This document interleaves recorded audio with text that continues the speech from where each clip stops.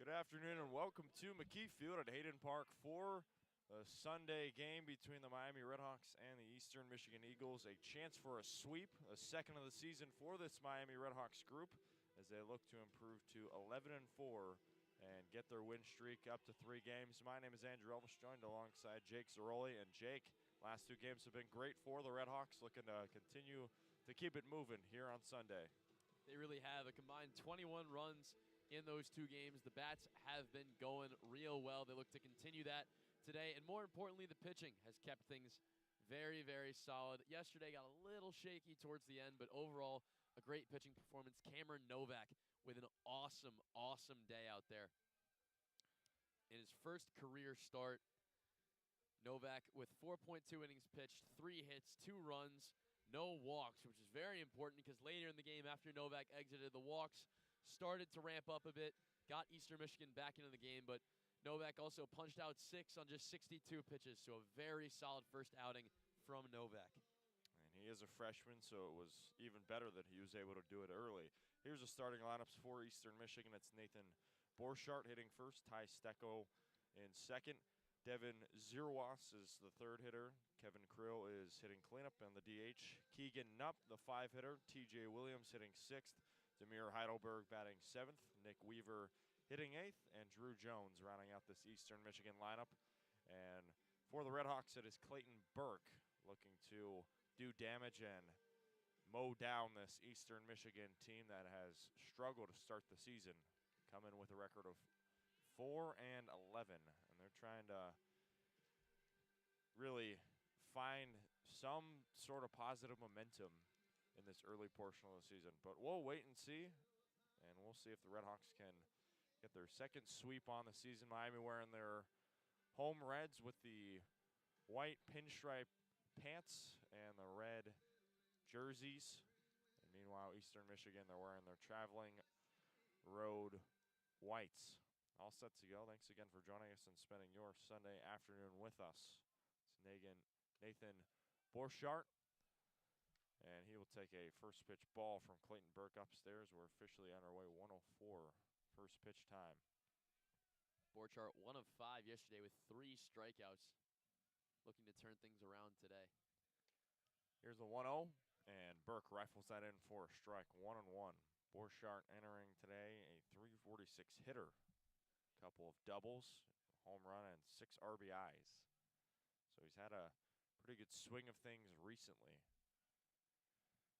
Here's the 1-1, and that misses in the same spot as the first pitch from Burke, and it's 2-1.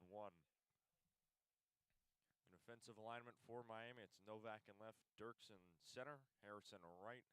The infield, Gonzalez at third, Krapinski at short, Cruz at second, Applewick at first, and Buffington doing the catching. The 2-2. It's going to be a strike swinging, and now it's 2-2 on Nathan Borchardt.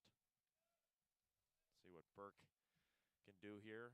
Try and get his first strikeout of the game.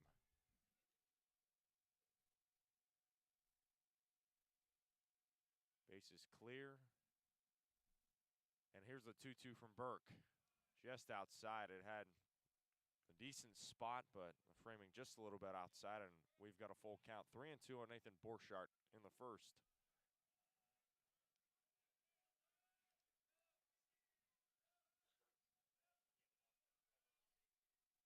Here's the payoff from Burke, and this one is clubbed foul on the left side, and Borchardt and Burke will do battle shortly. Burke entering today a .338 ERA in 3 appearances, making his 4th start on the season. He's 2-0, and he's looking to continue this momentum. Another payoff, and this one is called strike 3. Beautiful placement from Clayton Burke as he catches Nathan Borchardt looking. A first strikeout on the opening batter, and a great start for the RedHawks in the opening inning. A long battle to start this one off. 7 pitches in that at bat. Burke does want to avoid getting into those deep counts so he can prolong his outing here, but winning that deep battle there, starting things off right. Now we see Ty Stecco, the utility man, standing on the left side. An excuse me swing. He went around. A little upstairs, strike one. Stecco coming in with a .295 batting average. 5 home runs on the year. So he's got some pop. Guy you want to be careful with, but base is empty. No reason to be concerned with. Here's the 0-1. And this one is ripped foul on the right side behind the plate. 0-2 quickly. Stecco moved up one in the order from yesterday. Hit third in yesterday's outing, but 0 for 5 with 2 strikeouts. Another guy with pop not quite finding it. Puzzled by Cameron Novak.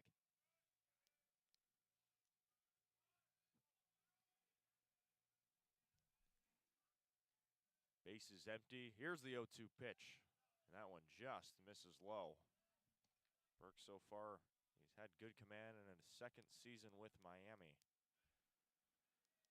6.45 ERA last year, but he has definitely settled into it this year.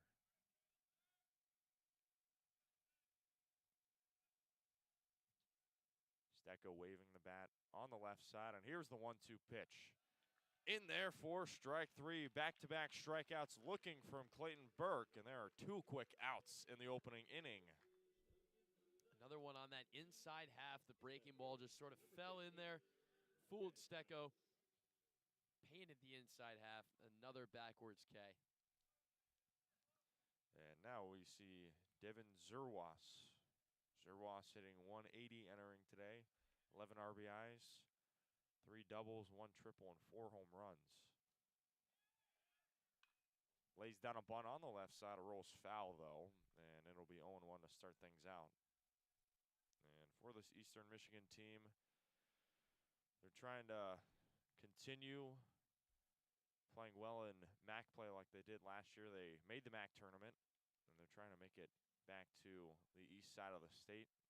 They had a 21-31 overall record and 12-18 in the MAC. And they're looking to just put it together.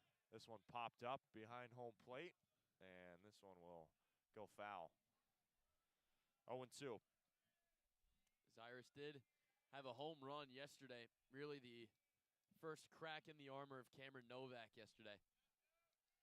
But only 1 for 4, that being his only hit for the VCU transfer 2 seasons ago. And he's 1 of 8 this series. Here's the 0-2 pitch. Just outside. It was a little up and a little out. And according to the home plate umpire, Justin Bershey, it doesn't get the call. So it'll be 1-2.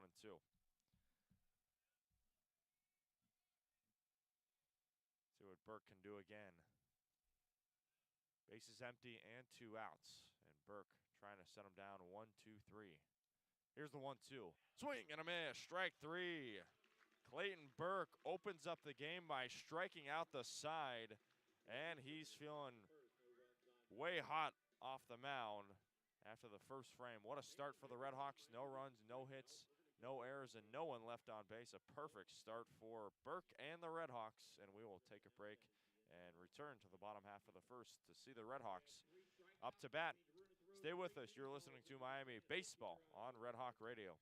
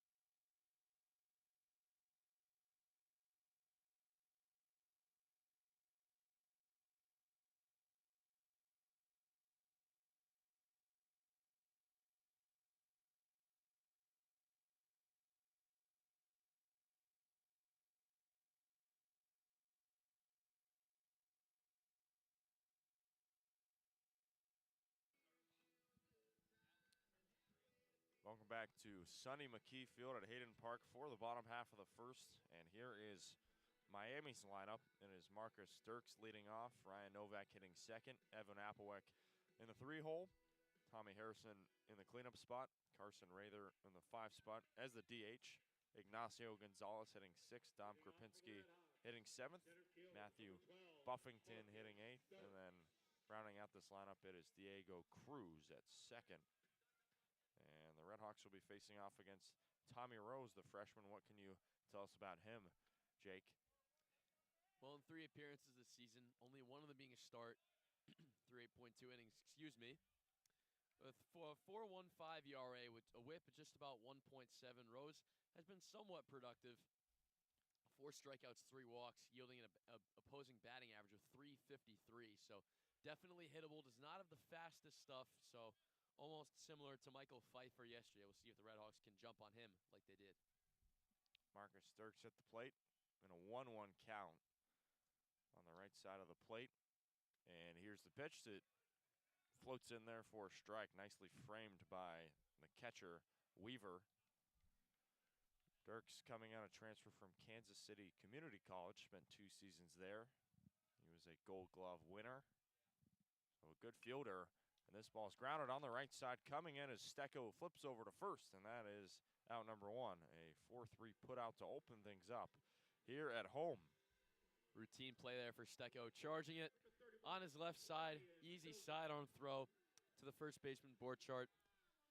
Routine play to retire the speedy Dirks, who actually singled yesterday to lead off the game and then immediately was caught stealing right after. So bit of a pop to the balloon of the first inning there, but Miami did still put up a 4 spot, so we'll see if they can do the same here. And now we see Ryan Novak on the right side again, and he takes an opening strike from Tommy Rose. Novak, his 3rd season here, and this year is a little bit slower of a start for Novak than usual, but still very early in the season. Takes a ball down low, 1-1. Novak coming in a .213 hitter. Usually he's around a .280 hitter, but that's definitely towards the middle and end of the season, so still getting into a groove. And here's the 1-1, and he will take a strike, and he's quickly behind 1-2 on Tommy Rose here.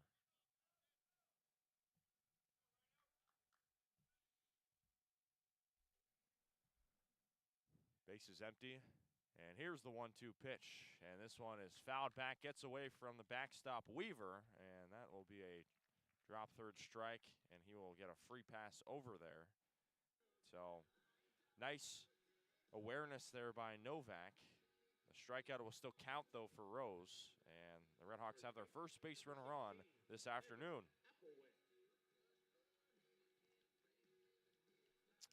I mean, as a pitcher, you hate when that happens. You throw a good breaking ball in the dirt, just gets away from the catcher. You get some tough bounces on this turf, but a good pitcher's pitch there. Unlucky to have Novak get loaded on first. And here is Evan Applewhite. Applewhite is the home run king for Miami. Most home runs ever for a Miami player. This is his 4th season here. He was a first-team All-MAC hitter last year.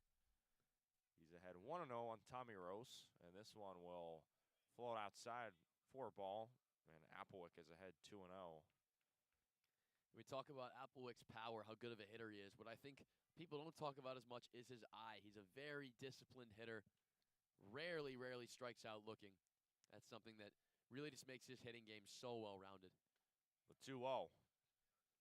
That arches in there for ball 3 just outside. Applewhite off to another scorching hot start. .298 hitter. He's got 14 hits and 7 home runs, 15 RBIs. I mean, he is a machine, and he's looking to will Miami ahead early. In the hitters count, 3-0. The strike is floated in there by Rose, and it's 3-1. Tommy Harrison on deck, a guy who has hits in every single game of the season. Here's the 3-1. Inside, ball 4. And the RedHawks have 2 on with 1 out in the first. A 1-out walk for Evan Applewhite. It's the first free pass given today. Of course, a lot given yesterday. Eastern Michigan has walked 76 hitters this season, which is 9th out of the 12 MAC schools. Not exactly what you want to see early. Now 1st and 2nd for a dangerous hitter in Tommy Harrison. And let's see what Tommy can do here. Hits in every single game, hitting .435. And he's got 2 runners on with 1 out. Lays down a bunt left side, but it rolls foul right next to the Miami dugout. So it'll be 0-1. The small ball philosophy from manager Brian Smiley, it's something that you don't see as much from a team with this much pop. You know, your 4-hitter who's hitting almost 450, he's got a almost 1,400 OPS, laying down a bunt. It's something you don't expect. It keeps teams on their toes, though. The RedHawks will look to do just that here at home. Here's the 0-1 pitch, and that one goes down low for a ball. 1-1. And Harrison was actually a catcher the last few seasons before he transitioned into the outfield, and it has worked wonders for him, especially giving him a lot of confidence. Here's the 1-1 pitch. That bounces low. Nice stop by the catcher, Weaver, to keep it in his ball court, and it's 2-1. Applewick at first and Novak at second. In the bottom of the first for the Miami RedHawks.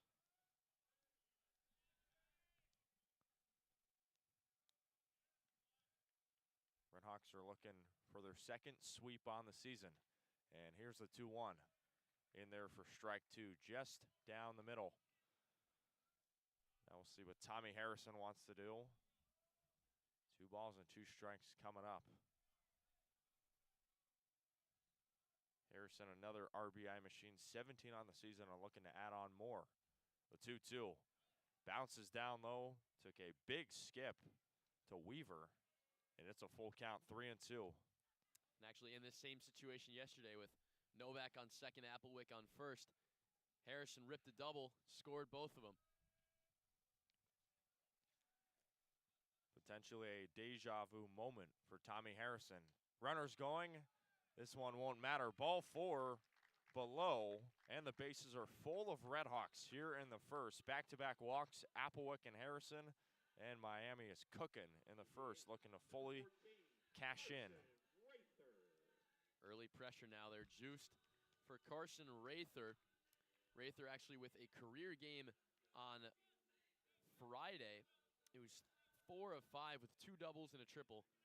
Yesterday, 1 for 2 with a double, an RBI, and 2 walks. So patient at the plate yesterday. Now he's got his moment. There are guys out there for him. He's got to knock him home. Rather hit a big triple yesterday, bringing in a few runs. RedHawks, again, they started off to a really good opening in the game yesterday, winning 8-5, although it did get a little away from them at the end, but still establishing some pressure on the opposing team, especially the visitors, is a great way to ensure a win, and we'll see what the DH Carson Rather can do here. Brief meeting as well between Weaver and Rose to settle the nerves of Rose, and those two will get back on the saddle. Here's Rather, bases loaded, and 1 out. First pitch, a hearty hack. 0-1, he misses it. RedHawks have Harrison at first, Applewick at second, and Novak over at third. Rather on the right side and looking to do damage against Eastern Michigan. Swings and misses, strike 2, and back-to-back strikes from Tommy Rose on the lower portion of the zone. 0-2 quickly. Rather enjoying a good start to the season, hitting .344 with a 1,300 OPS. 15 RBIs on the year as well for him. 0-2, this one gets all the way to the backstop. Novak is going to come in and score, and the RedHawks strike first. A passed ball that Miami absolutely takes advantage of, and the RedHawks are ahead 1-0 in the first and looking to continue this train. Both runners, Applewick and Harrison, go up respective bases. And we'll see what Rather can do with runners in scoring position. Here's the 1-2. This one is ripped on the right side. It'll go foul just past the glove of Borchardt, and they'll do it again. Actually going to rule that a wild pitch for Rose. I think that one could have gone either way, but doesn't matter. It's a run all the same.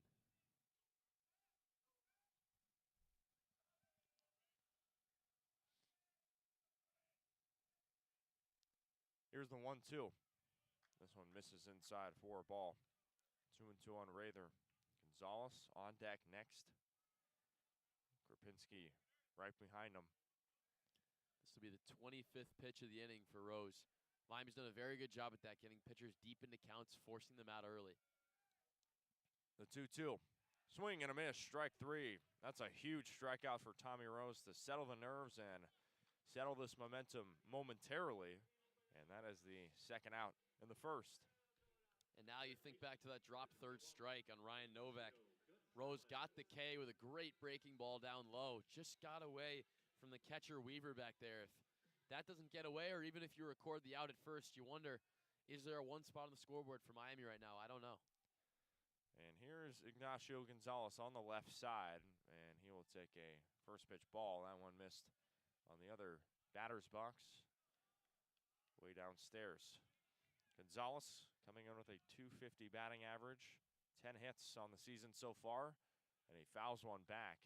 Just got the back swing of that one to make it 1-1. An unfortunate day for him, 0 for 4, only reaching on a fielder's choice.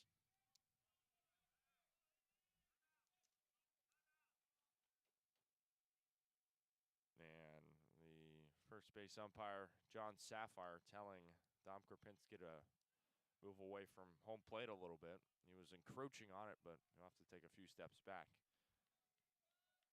Gonzalez, 2 runners in scoring position and trying to make it count. Here's the 1-1. Goes low, 2-1. Rose been missing a lot low. The wild pitch went low. The drop third strike went low, even though that, to be fair, was a breaking ball designed to go into the dirt. Definitely the low miss is what we've seen. Haven't really seen him lose one up. Here's the 2-1. That bounces low again. 3-1 on Ignacio Gonzalez. And Rose in danger of walking his third batter in this inning alone.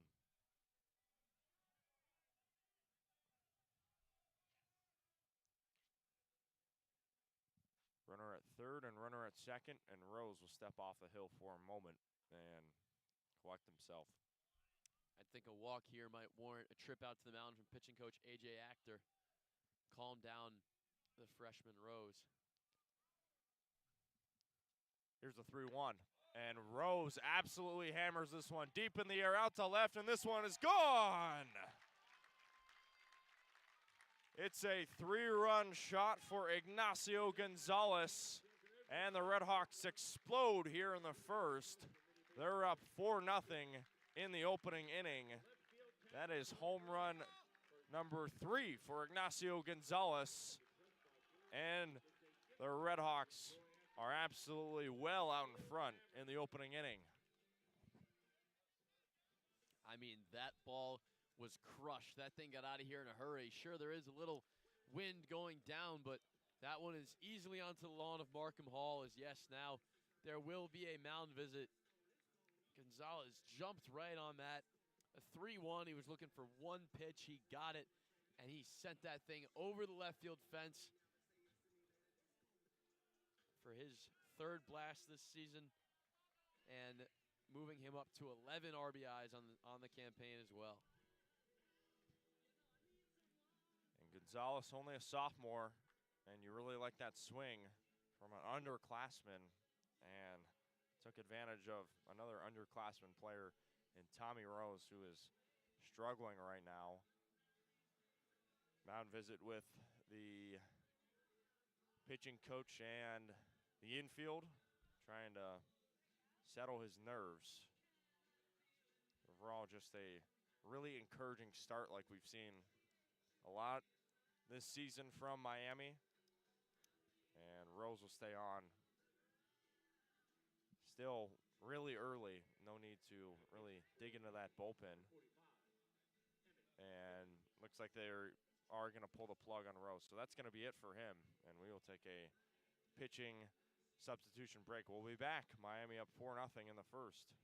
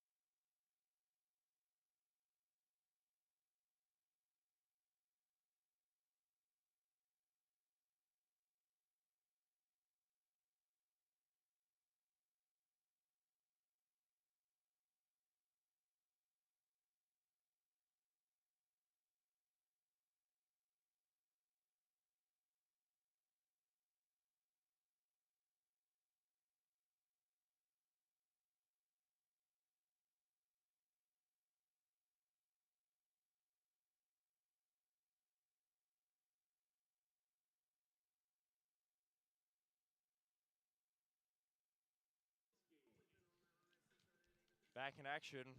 Tommy Rose is done, and in comes Emmett Gillies to try and limit this damage. And Dom Krupinski will step to the plate and look to continue this for Miami. Final line for Rose, 2/3 of an inning, 1 hit, 4 runs, 4 earned, and 1 strikeout. And Emmett Gilly will try and keep this one back to Eastern Michigan. Krupinski's second-year player will take a swinging strike, and it's 1-1. Former Indiana State Sycamore hit .294 this year, 12 RBIs on the right side of the plate. Base is empty for him. And here is the third pitch from the righty, and this one was floated foul on the left side. It'll be 1-2. Gillies, the senior from Columbus, Ohio, coming out of Akron 2 seasons ago as a transfer. In 5 appearances this season, he's been one of their best pitchers. Just over about, he's in 5 1/3 innings, a 0 ERA, .94 whip. Opponents hitting just 167. Another foul off, same spot as the last. It'll stay 1-2.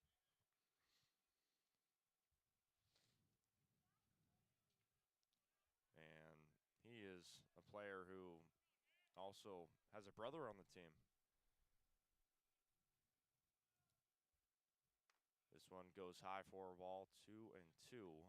Malcolm Gillies and Emmett Gillies, both pitchers. Malcolm a lefty, but Emmett on the mound right here is a righty. Both went to the same high school. Here's the 2-2. This one nearly hit him. Went up near his head, but Krupinski moved out of the way on the right side, and it'll be 3-2. Another full count for Eastern Michigan pitchers. Here's the payoff, and this one is bounced on the right side. Easy play for Stecco, goes to first, and that ends the inning for Eastern Michigan, but not before Miami put up a 4 spot, and it was capped off by a 3-run blast from Ignacio Gonzalez to give Miami a 4-0 lead after 1. We'll take a break and be back for inning number 2 here at McKie Field at Hayden Park.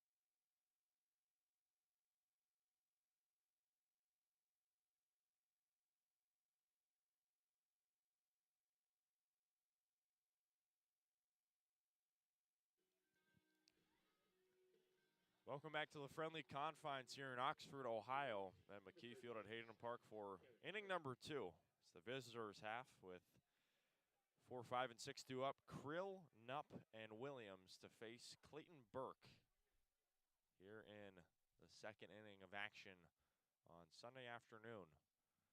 First pitch home, and that one is rifled in there for a strike from Clayton Burke. And for Burke, he opened up the game striking out the side, with 2 strikeouts looking and 1 swinging. And he will look to continue this momentum here at home. Back-to-back strikes, this one a little on the outer half, but still in the strike zone, and it's 0-2 quickly on Kevin Krill, the DH. A 154 hitter, only 4 hits on the season so far. It's still early. Burke's 0-2 pitch, and this one is golfed foul on the right side. Krill will hack to stay alive. Krill came in a pinch hit yesterday in the 7th inning in place of Weaver. Slapped a single in that at bat and then walked in the 9th inning.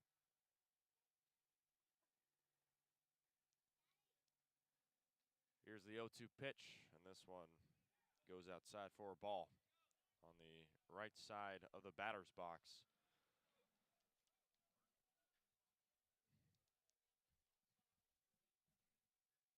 Miami off to another really good start. 10-4 on the year. They made the NCAA regional last year, and the 1-2 pitch is a guilty swing. Strike 3 swinging. That's strikeout number 4 now for Clayton Burke. He's gone 4 up, 4 down, all 4 strikeouts, and that's a really good start in the second. He's been very efficient as well. Just 20 pitches so far in those 4 Ks. Not one ball been put in play. He's feeling good. And now we see Keegan Nupp. First pitch to him. Sails high for a ball. Opening ball on Nupp. He comes in a 179 hitter, 2 home runs and 4 RBIs. Standing on the left side. And here is Burke's 1-0 pitch. That will go a little low on the outside. It'll be 2-0. I don't know where really that one missed. That looked like a pitcher's pitch there from Burke. 2-0. This is low, below the knees, and it'll be 3-0 on Keegan Nupp. Now Burke finds himself some trouble getting deep into this count. Nupp did smack a double yesterday, but that was his only hit, going 1 for 4. 3-0, and this one sails away, ball 4. And that'll be the first base runner of the afternoon for Eastern Michigan. So overall, a really good start for Burke, striking out the first 4 batters he faces. But that bid is ended by a walk from Nupp, and here comes T.J. Williams to get something going for Eastern Michigan. Williams, a .245 hitter, thought about the bunt, goes down, but the ball misses upstairs. It's 1-0. Williams standing at 5'5", so he's a shorter player, but still got some power.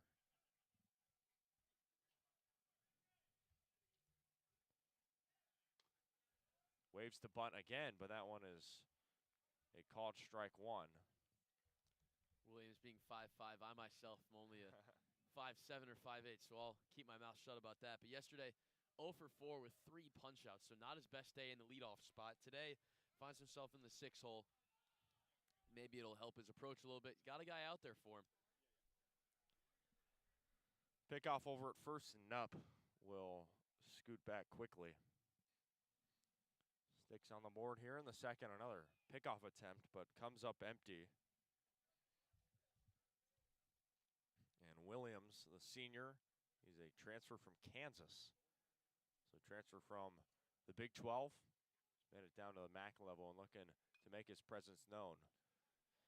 Clubbed foul on the left side, and it'll be 1-2 to Williams. The defensive alignment for Miami, Novak in left, Dirks in center, and Harrison in right. Nupp's only got 1 stolen base this season. I'm not sure why Burke is being so wary of him. Got to zone in on the batter here. Quick throw over to first, and that is another retreat for Keegan Nupp. Been really attacking that recently.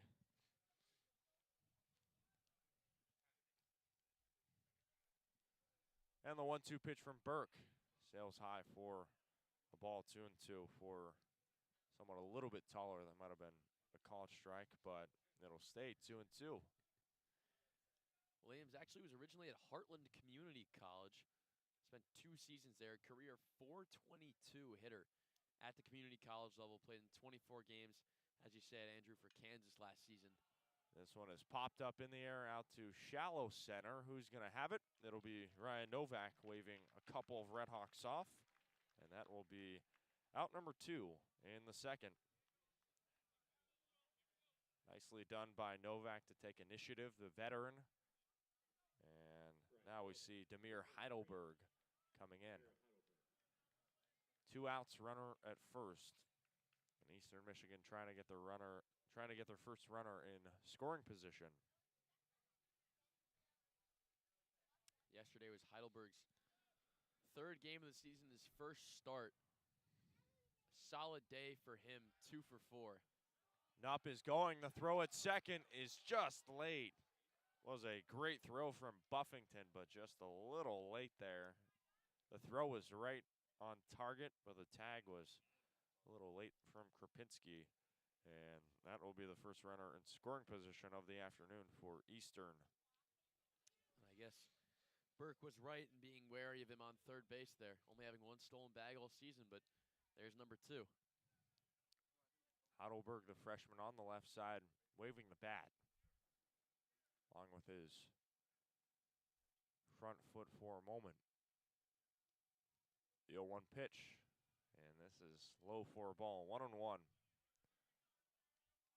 Heidelberg's definitely got a bit more of an open stance than we've seen. Got that left foot back, stepping into it. Bat's even going a little downwards at set. 1-1. Down on away for a ball, 2-1. Well, you know, you do see some potentially odd batting stances. Doesn't really matter at this level. They all end up at the same place when they're making contact with the ball. That's the important thing. Heidelberg, a freshman, hit .350 as a senior in his high school of Homewood Flossmoor. Fouled back at the netting, and it's 2-2. Deuces are wild here for Demir Heidelberg against Clayton Burke in the second. Runner at second for Eastern Michigan, trailing 4-0. And here's the 2-2. Up high, ball 3. It was in the middle portion, but went upstairs. Now we got another full count. And Burke looking for strikeout number 5 on the afternoon. We'll see if he can do it. And this will be his 35th pitch of the day, so a little less efficient this inning. Here's the payoff. And this one is crushed in the air out to center. Running back is Dirks. It's at the track. It's at the wall. It's off the top of the wall. No home run. That'll be a long double for Demir Heidelberg, but a big one off the bat of him. And the Eagles get a little closer. It's a RBI double for Demir Heidelberg, the freshman on the road making a count, and it's 4-1 Miami in the second. They're not even going to have a look at that, see if that got over the wall. I'm a little surprised. That looked like it was off the top of the wall in that netting, which I would think if it's over the yellow, it's a home run, but they're not going to look at it. Heidelberg content with the double, and Eastern is on the board. That's a big swing for him as Nick Weaver waves and misses at the first pitch. Yeah, huge swing for him. I mean, he's a freshman, and you already see that prodigious power from him early on. And Nick Weaver will look to keep this train moving for Eastern Michigan. Ball outside, 1-1. Weaver comes in as a 179 hitter, 3 RBIs on the year. Trying to push over Demir Heidelberg. The 1-1 from Burke. Inside the right spot, though. It'll be a ball, and it's 2-1. Was just 0 for 2 yesterday before getting pulled for Kevin Krill in the 7th inning.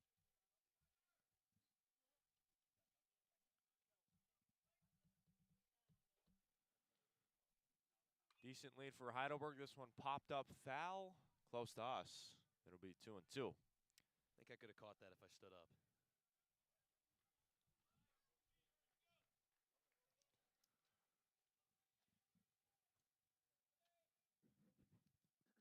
Now the deuces are wild again for Burke as he looks to shut down this mini rally for Eastern Michigan. 2-2. Low and away, ball 3. It's another full count. And on the last full count, Heidelberg and the Eagles made them pay. That one didn't miss by much there. Burke trying to paint the corner. Now he doesn't have an option. He's got to go right at him. Win this at bat outright. 3 balls and 2 strikes, 2 outs with Heidelberg at second. And here's the pitch. And this one is clubbed in the air right side, racing over is Applewick, but this will go foul near the Eastern Michigan bullpen. And we will do it again. We've got a nice little battle here between Burke and Weaver.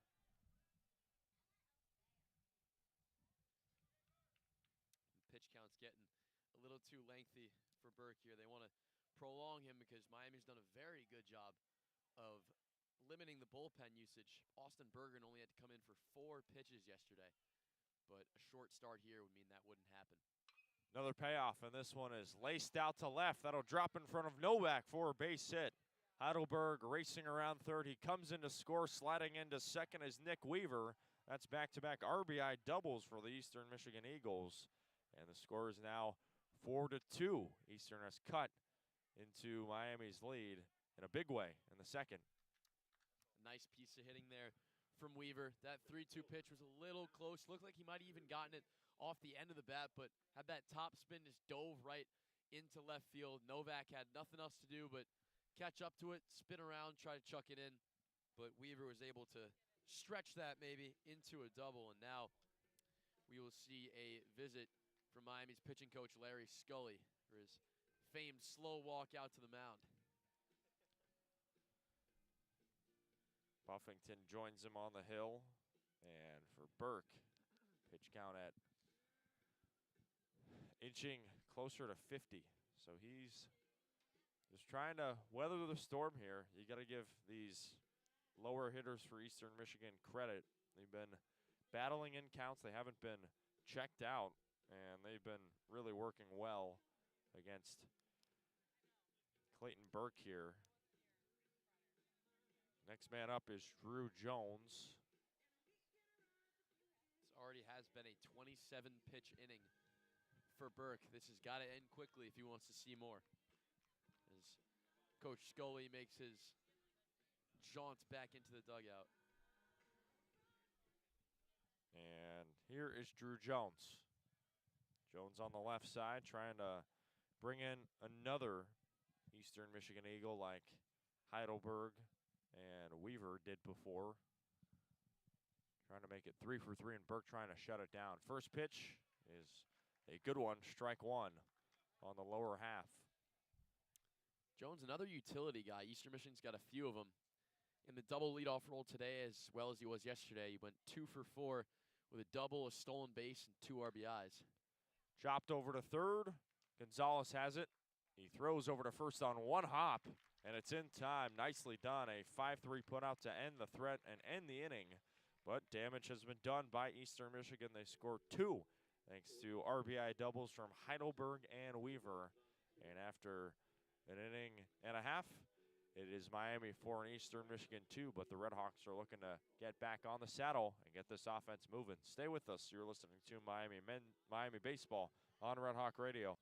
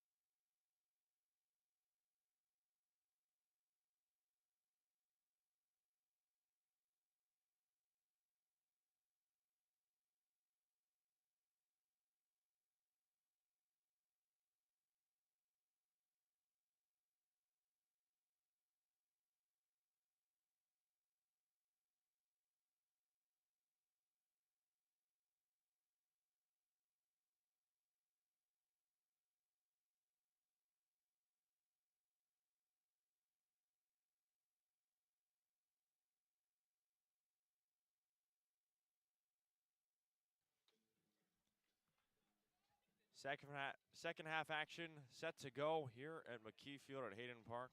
In the bottom half for Miami, Andrew Relvas alongside Jake Zirolli. Thanks again for joining us and spending your Sunday afternoon with us. For Miami, ahead 4-2.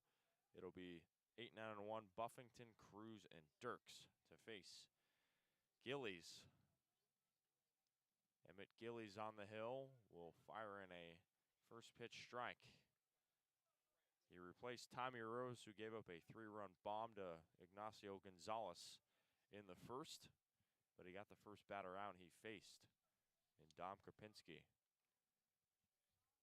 Buffington on the left side will chop it over to third, gloved by Nupp. He slings over to first, and that is out number one.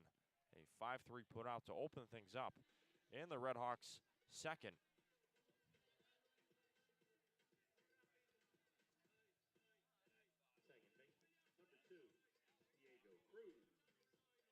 So a really nice play there, Nupp to Borchardt. Make it look easy, and now we see Diego Cruz on the right side of the plate, trying to get on base for the first time today, hitting in the 9th spot. First pitch to Cruz, low and away, ball one. Comes in as a .389 hitter as a freshman, off to a scorching start. 6 RBIs and 4 doubles. Here's the 1-0, lays down a bunt right side, but it rolls foul near the backstop, and it'll be 1-1 to Diego Cruz. That one was even pretty close to hitting him there. Thankfully didn't. Cruz, tough day yesterday, 0 for 4 with 2 Ks. Actually, the bottom 3 of Miami's order yesterday, which were Keenan Proctor, Ignacio Gonzalez, and Diego Cruz, were a combined 0 for 12. Looper out to center, drops in for a base hit. A little excuse me swing works out to perfection for Diego Cruz. And the 9-man gets a little bloop single out to center to make it back-to-back innings with a base runner for the RedHawks. And there's that break into that 0 for 4. Not an easy day yesterday for him. Now gets on base in his first at-bat today. Gets himself out there for this top of the order to knock him home. And back to the very top, Marcus Dirks at the plate. Will swing and send this up the middle, right in front of Jones for a base hit. That's back-to-back base knocks for the RedHawks. And Miami cooking something up here in the second. First pitch swinging there for Dirks. Got exactly what he wanted. Sent it right back to where it came from, just over the infield. Not low enough where a jump might have snared it, but a textbook piece of hitting right back up the gut into center field, and now they're out there for Ryan Novak. Back-to-back innings where the RedHawks have threatened on the base pass, and here comes Ryan Novak. Gillies pinwheels behind, throws to the shortstop Williams to kind of keep Cruz close, but Cruz is safe. So Cruz at second and Dirks at first, and here is Ryan Novak on the right side. And he takes a first pitch ball low. Pinwheels, I like that one. Reached over to first with a drop third strike in his last at bat. And here is the 1-0, another ball, 2-0. Back-to-back balls low to Ryan Novak. That drop third strike was really the first crack in the armor of Tommy Rose. Really nice pitch down the breaking ball for a strike. Just got away from the catcher and got things started in that inning for Miami. 3-0 on Novak now. Novak, third-year player from Canton, Georgia. Was a second-team All-MAC hitter last year, hitting .292 with 47 RBIs. And he'll look to add some more RBIs here. 3-0. And this one outside ball 4. And the RedHawks have bases loaded for the second inning in a row.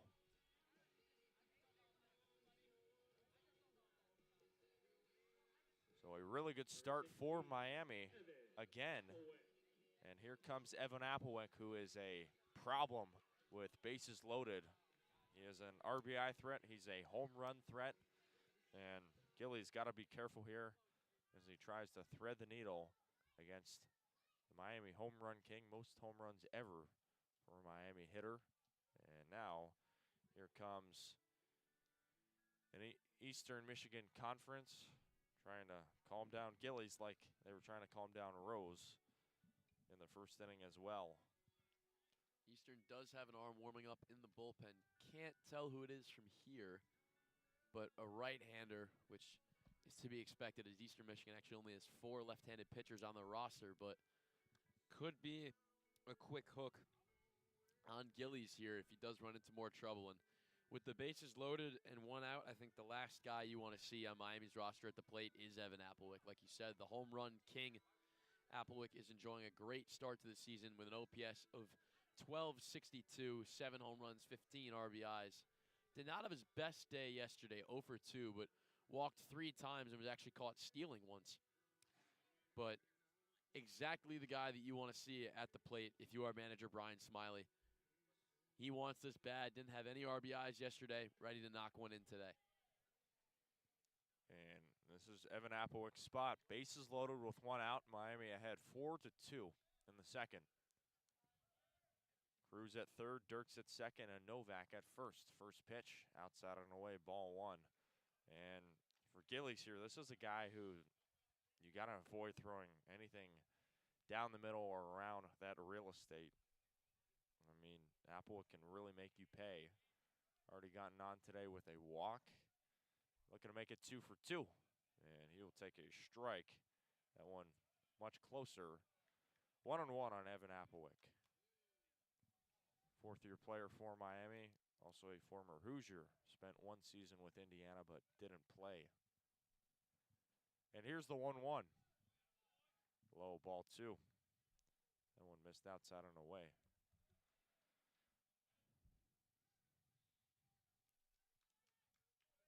Applewick coming from Madison, South Dakota. Probably the only South Dakotan on this Miami roster.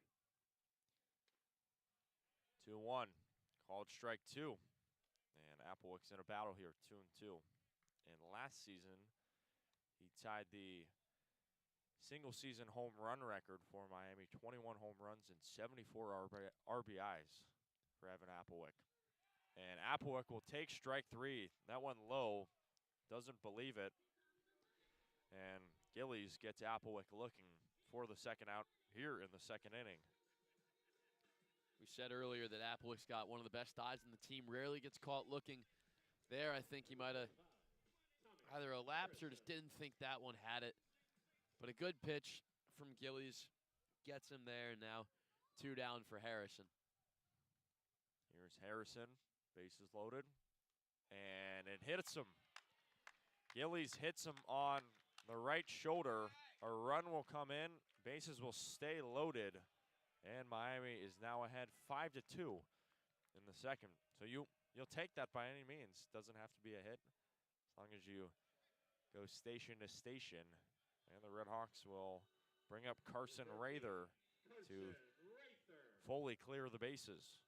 Absolutely. And that one definitely looked like a stinger as well. Looked like it hit him in almost like the tricep. He was able to turn away from it, but that's real close to that elbow. Never want to get hit there. First pitch to Rather, ball 1. 24 pitches for Emmett Gillies. 2 outs, though. He's a ground ball away from getting out of the inning. And that one, this is outside on the opposite batter's box for a ball, 2-0. Rather struck out on 6 pitches in his first at bat against Tommy Rose. He was the last batter before Ignacio Gonzalez's slam. Strike call there, 2-1 on Rather.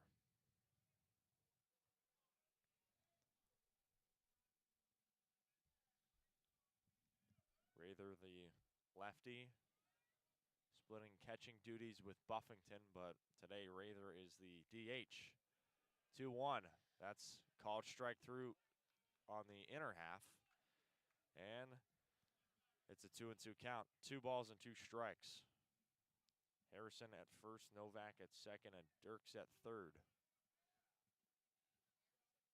And the 2-2 pitch sails high, ball 3. 1 ball away from bringing in another run are the RedHawks.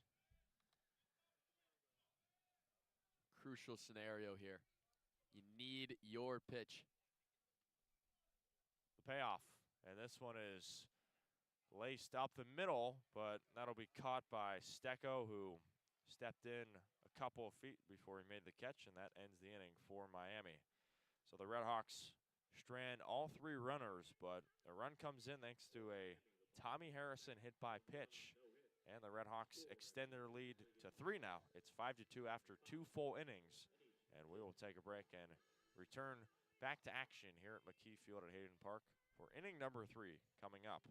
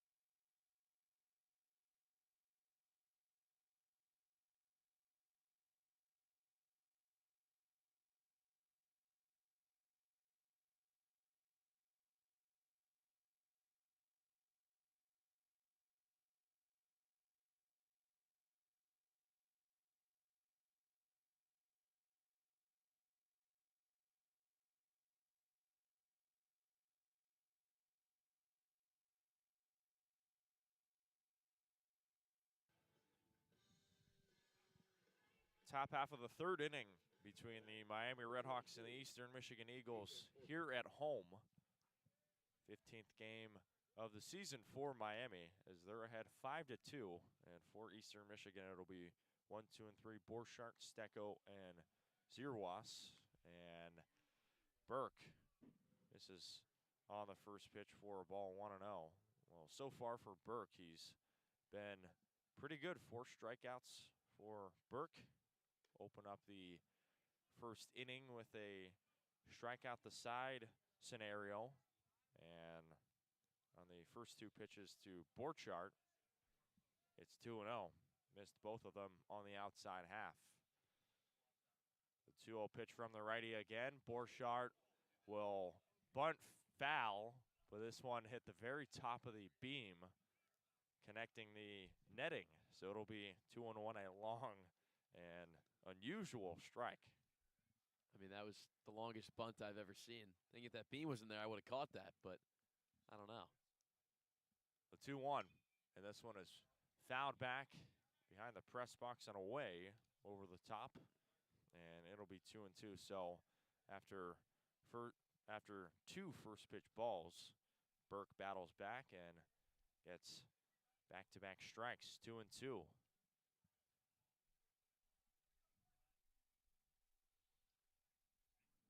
Here's the 2-2 from Burke, and this one is ripped in the air out to right. Going back is Harrison. This one's crushed, and this one is a no-doubt home run for Nathan Borchardt. Nathan Borchardt torched that one out to right field beyond the reach of Tommy Harrison, and the score is now 5-3.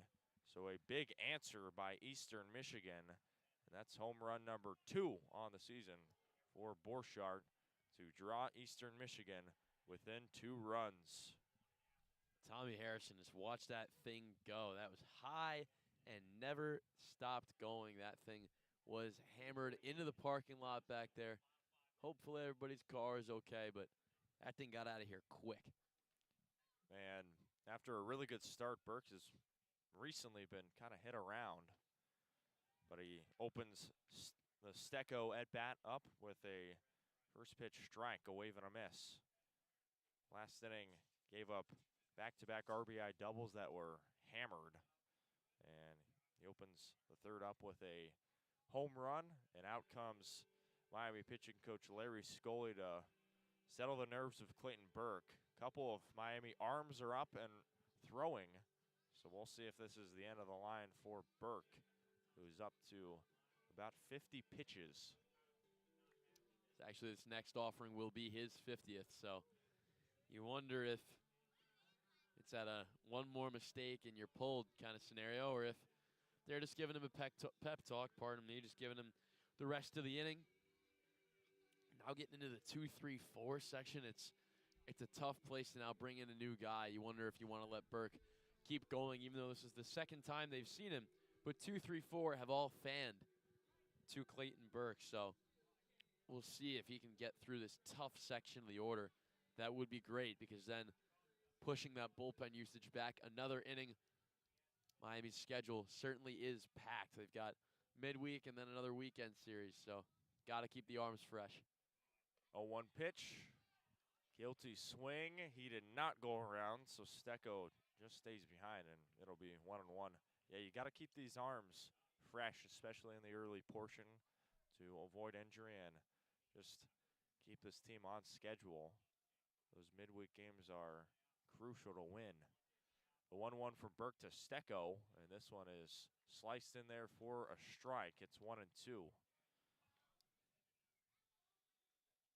Stecco struck out looking in the first inning, and Burke will look to follow that up with another strikeout here. Base is empty, and here is the 1-2 pitch. That one low and away for a ball. It's 2-2 to Stecco. And you can see Burke maybe getting a little tired earlier in that first, even second inning. His velocity was 94, 95. Now he's down to 90, 91. So thinking this inning may be it for Clayton Burke. The 2-2 pitch home. And this one is called strike 3.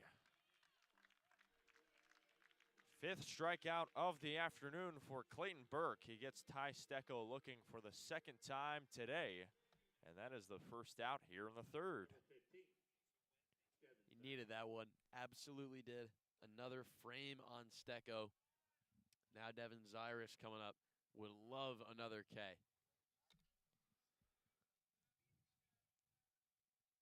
Burke looking to continue this Miami momentum. First pitch home to Zirolli, and that is ball 1. A little low there. Zirolli, a 180 hitter entering today. And for Eastern Michigan, they have a lot of transfers, as this one has popped up in the air out to right field. Harrison going back. The wind took a ride on it, but Harrison is underneath it to make the catch right in front of the wall. And that is out number 2 here in the 3rd. Number 38. Wind it definitely is tough out here. Definitely blowing out. It's just directions change a little bit, especially when that thing goes way up in the air like that one did. But Harrison was able to track it down, make the catch, get the second out, get Burke on his way to completing this inning. So bases empty still and 2 outs, and here comes Kevin Crow, who cranks this foul on the left side, bounced in front of the Miami dugout. It'll be 0-1. Krill, like 3 others before him, struck out to open up the second inning, and he will look to extend this Eastern Michigan inning in the 3rd. Behind 5-3, and Burke can't find the strike zone there. Looked in a good position, but according to the home plate umpire, Justin Bershey, he calls it a ball. So it'll be 1-1 to Kevin Krill, the DH. Burke visibly, off put by that call. He really wanted that one, thought that was the spot. Umpire disagrees. 1-1. This one goes low. Might have gotten the bat of Krill. It does not, and it'll be 2-1. And for Krill, this is a guy who has spent time all throughout the state of Michigan.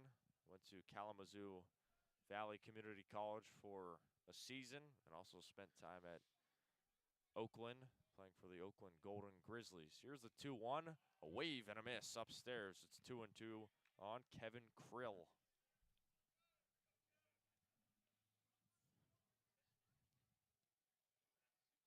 And Burke looking to end this inning on a high note. Base is empty. 2 balls and 2 strikes. Here's the pitch from Burke. That one bounces to the backstop. It'll be a full count. 3-2.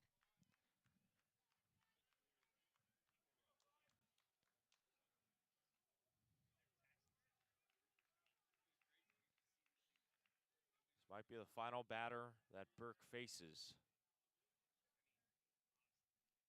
Looking to continue establishing himself here at home. The 3-2. Outside, ball 4.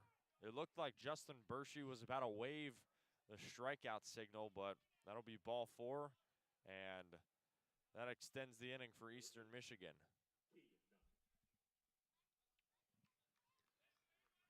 Clayton Burke was already walking off the mound. That was really well painted, just barely missed that corner, according to home plate umpire Justin Bershey. So Burke will continue to fight. The dugout content with it, though. They leave him in. And Brian Smiley now speaking a few words at the home plate umpire. Not happy with that call. I mean, looked in a pretty good spot, but no call. And that keeps this inning going for Eastern Michigan. It's Keegan Nupp back at the plate. Drew a walk to begin his day in the second. And that first pitch is a good one.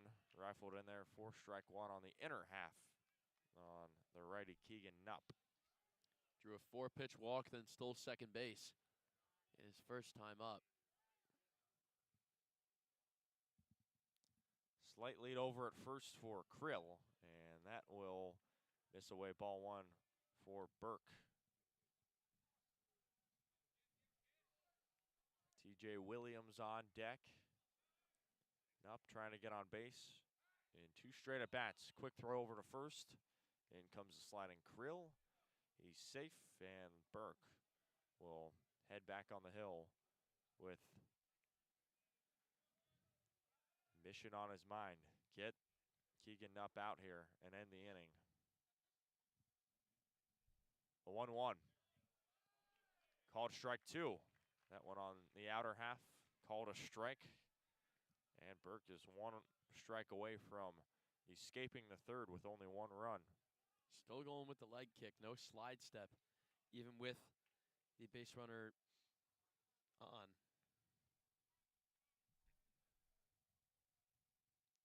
The 1-2 from Burke. And this one is fouled back. Wave swing there from Nupp, just gets the very end of the bat, very top of it. And that keeps this inning going for Eastern Michigan. Got to give them credit. They've been battling in a lot of these at-bats. They're trying to avoid a sweep. Slight lead over at first for Krill. Here's the 1-2 pitch from Burke, and that will go outside on away for ball 2-2. And Burke approaching 70 pitches now. So after a really strong first inning, his pitch count has continued to climb. Burke trying to end it right here. The 2-2. And this one is rolled on the right side, coming over is Cruz. He throws over to first in time to Evan Applewick to end the Eastern Michigan inning and threat. Nicely done by Cruz to end it for Eastern Michigan. But Eastern adds a run back thanks to a solo shot from Nathan Borchardt to start off the third. The score is 5-3 after 2.5 innings, and we'll be right back here at McKie Field at Hayden Park for the home half for the RedHawks.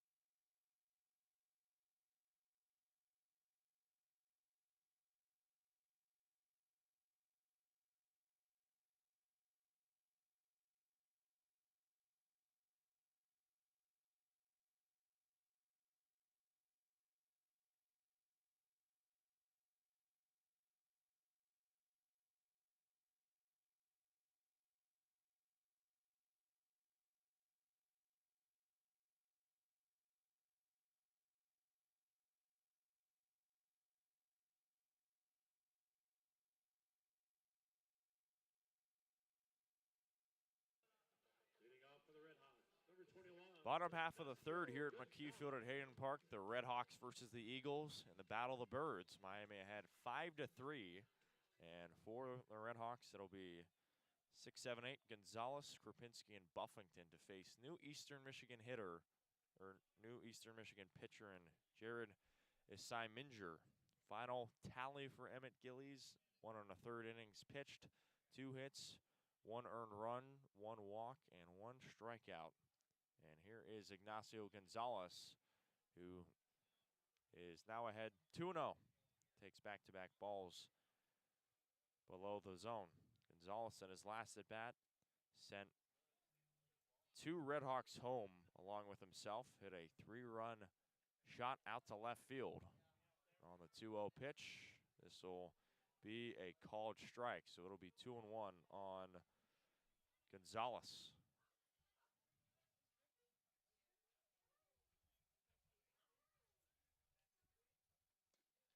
And Isai-Minger will miss again, 3-1.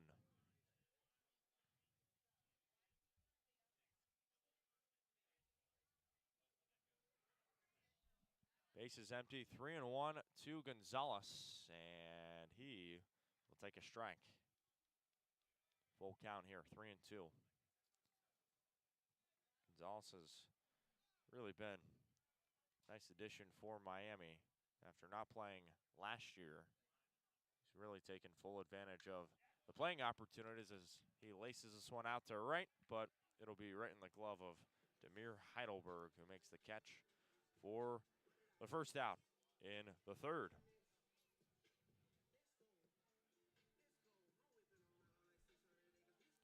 Number 10, Dominic Krupinski.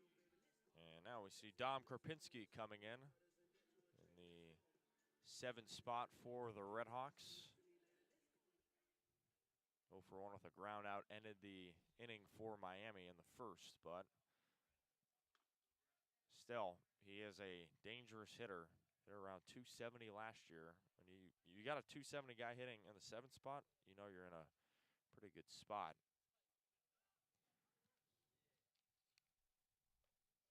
First pitch was a strike, second one is not, and it'll be 1-1 on him here.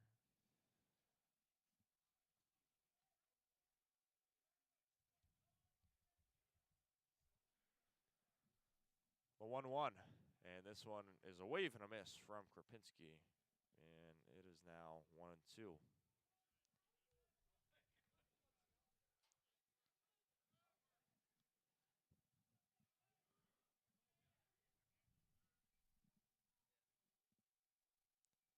One, 2. Low for a ball, 2-2 now.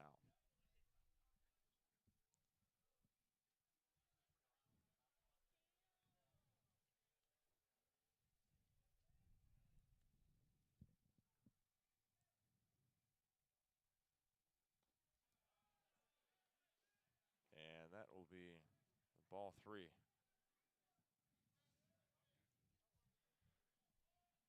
Your final stat line for Emmett Gillies in 2.1 innings pitched, 2 hits, 1 run, that run being earned, 1 walk, and a strikeout on 29 pitches.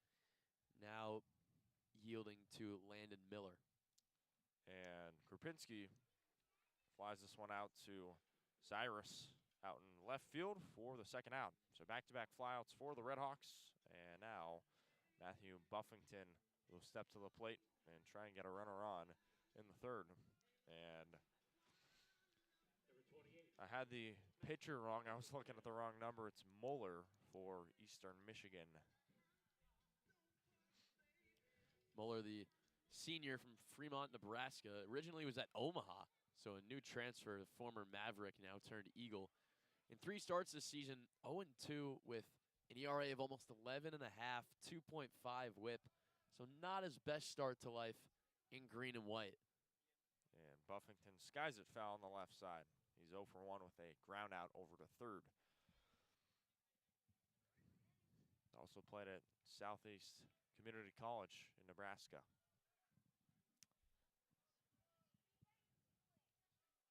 0-1 with Stecco inching closer to second base. swing goes to the backstop, and it is 0-2 on Matthew Buffington. Buffington, again, one of the 2 catchers on this RedHawks roster.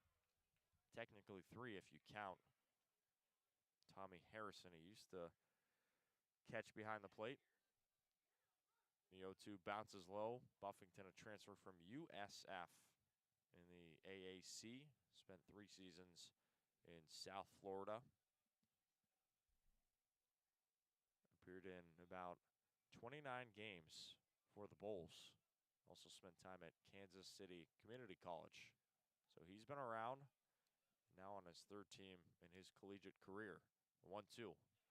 That's called strike 3.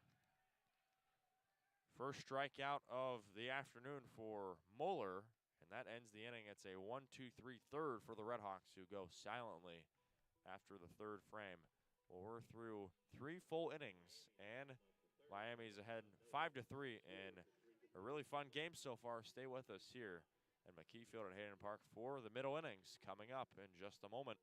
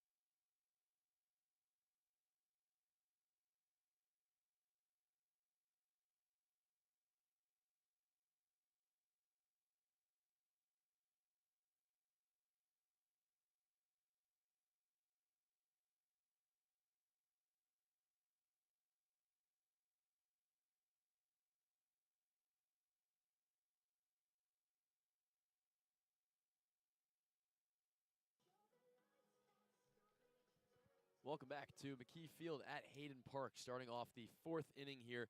Miami up 5-3 still. Clayton Burke does stay in the game to start the 4th inning, facing TJ Williams. His first swing is timid, to say the least. Fouls one off. Hart was not in there. Williams flew out to the left fielder in the 1st.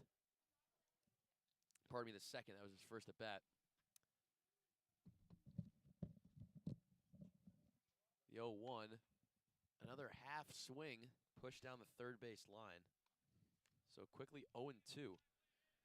Burke being left in, despite having 67 pitches to his name so far.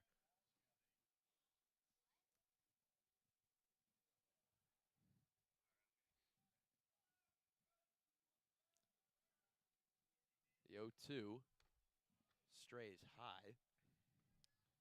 1-2.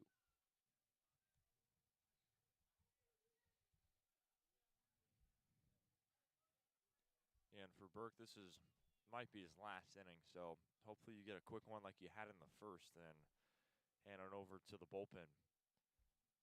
The 1-2. Breaking ball just misses outside. Popped out of his hand there a little bit. Yeah, this by all means should be it for Burke. Honestly, I'm a little surprised they ran him out there for this inning here, but in quick control of the AB against Williams, now letting it slip. His 2-2 offering. Misses low. Now a full count. Another one deep into counts. He's gotten into a lot of 3-ball counts so far. This being his 5th of the game. Pardon me, 6th of the game. That has gone to 3 balls. Payoff pitch coming. Burke deals. And that misses low and out. Ball 4. So up 0-2, 4 straight balls, and Williams is aboard. Some rustling in the RedHawk dugout, but nobody walks out just yet.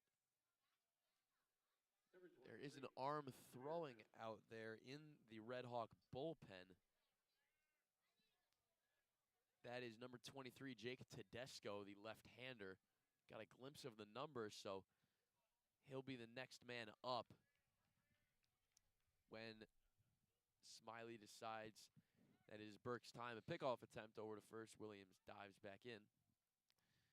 Now we'll focus on Demir Heidelberg, who ripped in a double in the second inning, got the RBI for Keegan Nupp to come in and score, and then was driven in by the next hitter, Weaver, who replaced him on second base. Another pickoff attempt.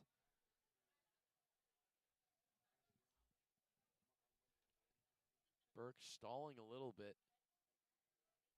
Maybe some communication issues, but now he'll attack. Just a bit high. So Heidelberg will watch ball one go by. Yeah, and I mean, usually your bottom hitters aren't the most dangerous, and out comes Larry Scully, but the Eagles surely made that known to Burke. And we'll see how long Burke is going to stay in.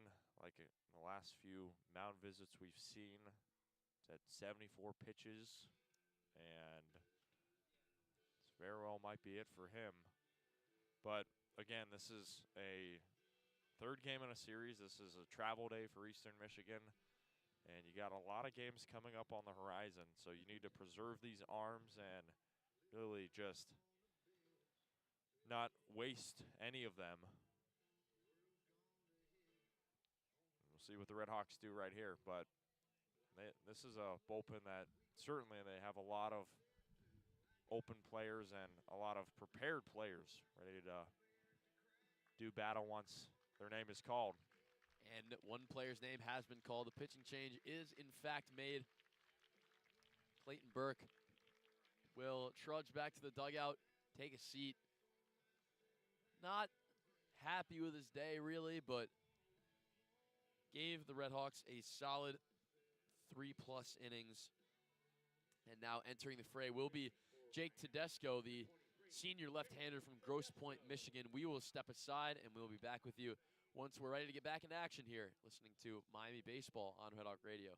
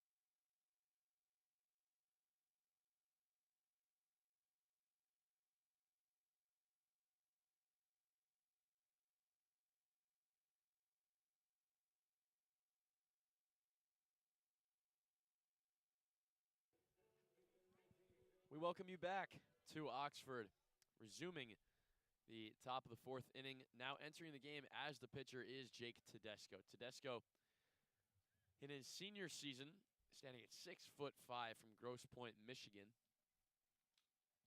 His first offering to Demir Heidelberg, already down 1-0, will not happen. It'll be a pickoff attempt. Tedesco played for Washington State in 2025, 20 appearances, 6 starts. In 32 innings at 30 strikeouts, and Was at Dayton as well for 2 seasons before that, so now in his 4th season of college baseball. 1-0 to Heidelberg, swing and a miss. 1-1, 91 on the fastball. Yeah, and he's got a 3-pitch arsenal: fastball, curveball, and slider. So you definitely see that high-octane speed from Tedesco on that first pitch. 1-1, bounces low, gets by Buffington. Williams will cruise over to second. Breaking ball buried in the dirt there. Went right through his legs. Just the spin on this turf, you sometimes get some funky bounces. That might have been one of them. That breaking ball didn't even look too bad. Maybe just an unlucky bounce. Williams heads over to second. Now one in scoring position for Heidelberg. A 2-1 count. Tedesco's offering swing and a miss. Even at 2-2, 2 big hacks from Heidelberg. Tedesco's got a very solid mix, as we said, fastball, curveball, slider. Fastball getting about 91, 92, curveball about 80-ish. But his lanky frame, you never really know what to expect from a guy that big. Punch out on that fastball right in there on the inside corner at 89. Heidelberg sits down. And that will now bring up the 8-hitter, Nick Weaver. 1 for 1 with a double. Drove in Heidelberg, actually, in the 2nd inning. Spinning off the... And he got him! Jake Tedesco with a great pickoff move to second base. TJ Williams caught in no man's land. The throw over to Diego Cruz and the tag. Gets him at second, pickoff. And now there will be 2 down before Weaver even sees a pitch. And what a throw there from Tedesco to push Williams off balance, and just really well executed there by the RedHawks infield. And they threw them a curveball, and they took advantage right there.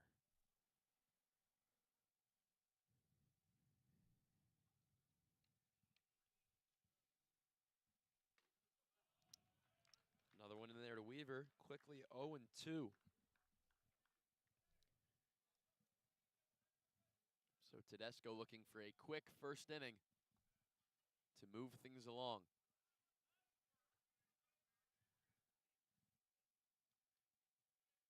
The 0-2. Misses a bit high. Tried to drop the breaking ball in there. Didn't get quite enough dip. We'll see if Tedesco goes off speed here. He's had success earlier on. We'll see if he does it. The 1-2. Fastball up at 90. Lost that one high as well. Now it's 2-2.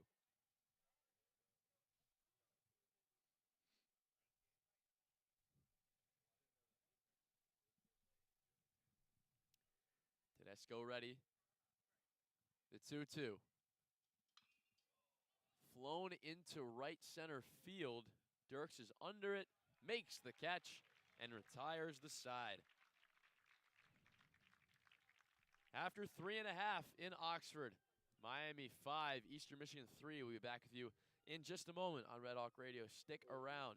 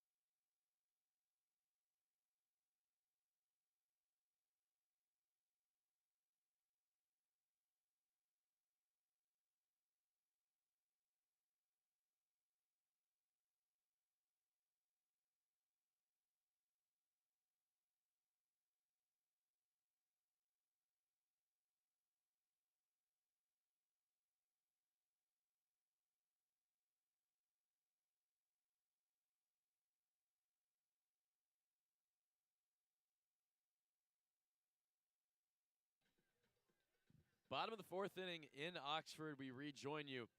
Jake Zirolli alongside Andrew Relvas. Bottom of the fourth to be led off by the 9-man Diego Cruz. Singled in the second inning and eventually scored. Actually was driven in by the pitch that hit Tommy Harrison. Cruz squares to bunt, pulls it back for ball one. The book now closed on Clayton Burke. His stats as follows: 3+ innings pitched, 3 hits, 3 runs all earned, 3 walks, 5 strikeouts on 74 pitches. Landon Mueller's second offering is in there for a strike.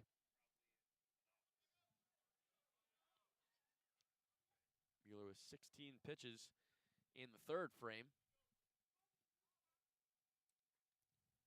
1-1 to Cruz is chopped to the second baseman, Stecco. Gloves, throws. Out is recorded. A very nice catch there from Nathan Borchardt. Fell off the base, did a bit of a somersault. It was a bit of a low throw, not the best from Stecco, but the play is made. Anyway, Cruz is retired, and we move back to the top of the order with Marcus Dirks. Yeah, and I mean, it was a good throw, but I think just at the very last moment, Borchardt had the foot on the bag despite falling down, and that's a sloppy first out, but still a first out regardless. Dirks takes a strike.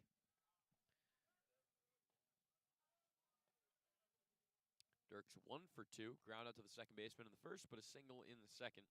Was stranded at third base. That one will miss low. Count even at 1. It's turned into a beautiful day here in Oxford. The wind, occasional gusts, but not very much. Bright blue sky, about 60 degrees. Great day for baseball as that one is lined off the glove of Stecco into right field. It'll be a single for Marcus Dirks. A diving play from Stecco. Certainly should not be an error because that thing was hit hard into the gap. Would have been a tremendous play had Ty Stecco grabbed that. It will be given as a single, as it should. Dirks with his second hit of the day. Reaching base now for Ryan Novak. Yeah, really nice hitting there from Dirks. Just a laser off the bat of him. And the RedHawks have set up shop again in the fourth. Pickoff attempt gets away. Dirks will run into second. Now rounding, going for third. He'll get there easily. That throw went into right field. Looked like it might have hit the base and just shot out towards the sideline. Pardon me, I'm used to basketball. Towards the bullpen. Dirks with some heads-up base running. Doesn't just settle for second. Takes third. Advancing 2 bases on the failed pickoff attempt. Now a runner in scoring position for Ryan Novak. Yeah, I think that's exactly what happened. Hit the base and then just took a ugly hop for Eastern Michigan that Miami took advantage of. So that'll be a rare E1 and a first pitch strike to Ryan Novak. I mean, Dirks is certainly dangerous on the base paths. He's quick, but if you're going to pick off, you got to make sure that throw is on the money. The 0-1 is hit into right field for a base hit. Past the dive of Borchardt. Dirks comes around to score. An RBI single for Ryan Novak with 1 out, and it is 6-3 Miami. RedHawks are taking advantage when they're being given opportunities, and just another really nice piece of hitting from Ryan Novak, the veteran. Came in struggling, but he has taken advantage, and RedHawks are once ahead, up by 3 in the fourth now.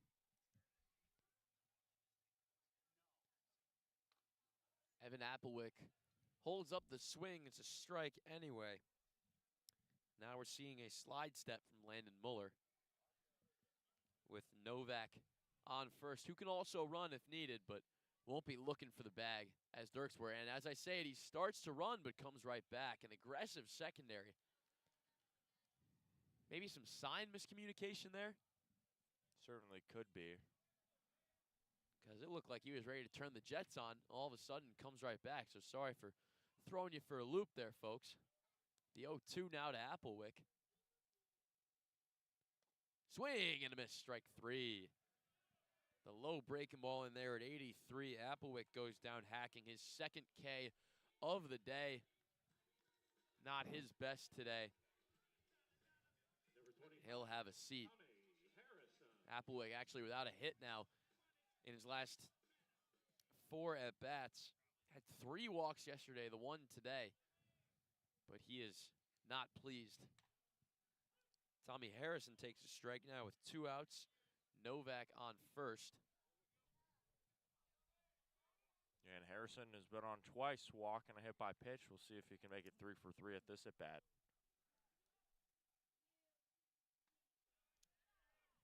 And another one in there, strike 2. So Harrison falls down 0-2 again after Applewhite did the same. Dealer's choice now for Muller. The 0-2. Runner goes. Ball's in the dirt. Throw to second. Waiting for the signal. And the ball came out. That was a decent throw. Ball might have just been popped out by the slide of Novak. He will grab second base. You wonder if that ball's not in the dirt. Maybe they cut him down. Yeah, it was on target, but just got away, and RedHawks escape. 1-2, line to the third baseman and caught. Keegan Nupp with a heads-up play. Snags the line drive coming right at him and retires the side with an L5. That will be all for 4 innings. We'll be back with you in just a moment or two for the top of the 5th on this presentation of Miami RedHawks Baseball on Red Hawk Radio. Stick around.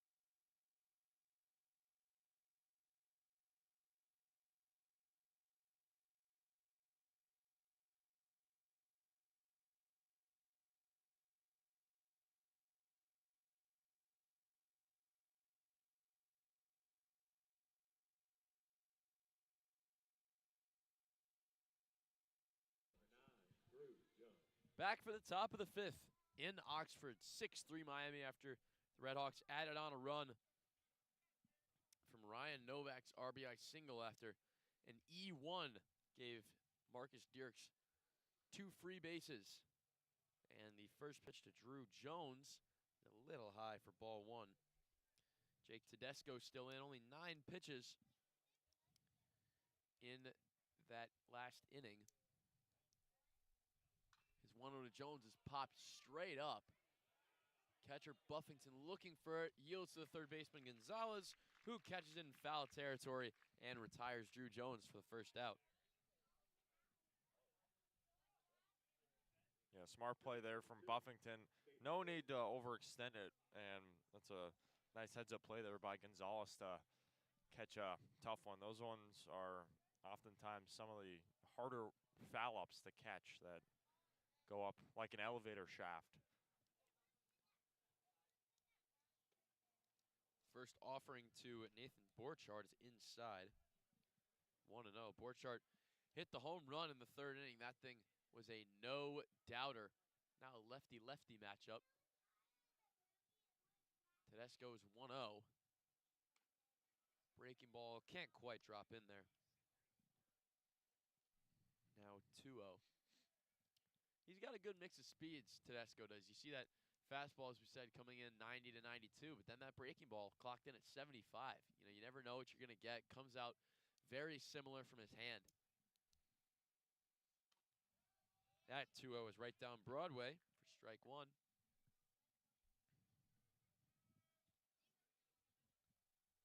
Tedesco checking his wrist. Maybe some communication discrepancy between him and catcher Matt Buffington. That one strays high, 3-1. Seen that sort of common trend. The Eastern Michigan pitchers are missing everything low. Miami's are missing everything high.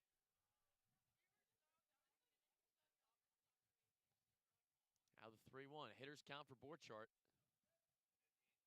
Tedesco deals. And that one's low, ball 4. So Tedesco's first free pass given up. And that will bring up Ty Stecco with 2 staring strikeouts at the victim of Clayton Burke in the first inning and third inning, respectively. Tedesco with solid pickoff move, obviously.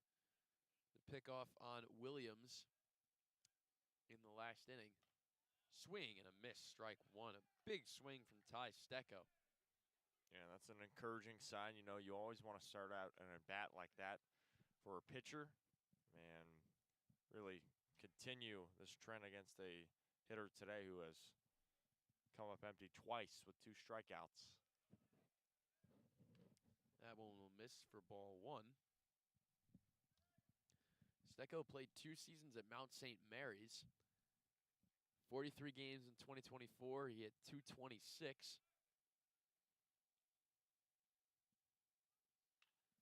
This one is flown into shallow left. Few guys tracking it. And it's going to fall for a base hit. In that Bermuda Triangle of short left field. The third baseman Gonzalez, shortstop Krapinski, and left fielder Novak. None of them could get to it in time. It falls right in the middle of them. So maybe some weaker contact, but that does not matter. Stecco's happy with it. It's a single, first and second now with 1 out for the 3-hitter Zyrus. And yeah, for hitters, that's a perfect way to break out of a little mini slump there. Just a little weak contact off of the very end of the bat. And then you get it into left field to set something up here for Eastern Michigan.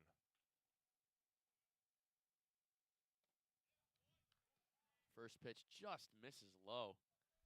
Maybe a bit of an aggressive frame there from the catcher. Buffington might have turned off our home plate umpire, Justin Birchie. Yeah, but they say in golf there's no pictures on the scorecard, and baseball, no pictures in the scorebook. A hit's a hit, no matter what. The 1-0. That one's in there for a strike. Zyrus held up on the swing. Got the outside half anyways. Count now even at 1-1.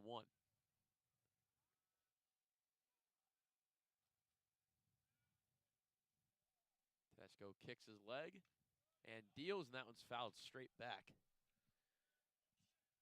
90 on the fastball.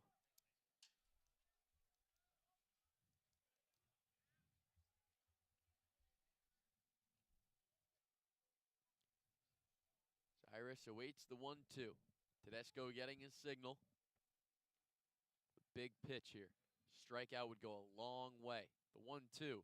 Swing and a miss. Devin Zyrus flaps at that one. Could not get on it. Fooled by the breaking ball at 86. That one, probably that slider we've been waiting to see. Now 2 down for Kevin Krill. But a big strikeout there. Needed that one. Yeah, definitely needed that to shift the momentum back Miami's way, and went with the high cheese upstairs, and Zyrus could not catch up to it. Really nicely done there by Tedesco. And his first to Krill is in there for a strike.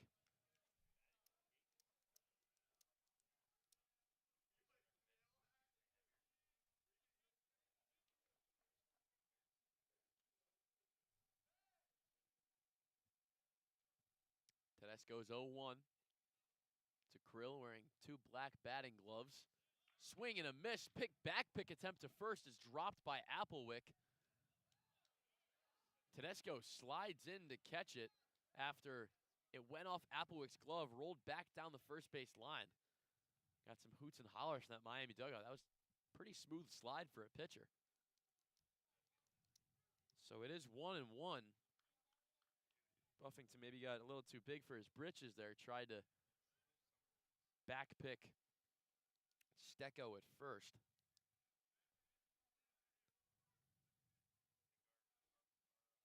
The 1-1 popped into right field. Under it is Harrison, makes the catch and retires the side. Tedesco gets out unscathed, no runs given up. And we'll see you in just a minute for the bottom of the fifth inning here in this presentation of Miami Baseball on Red Hawk Radio.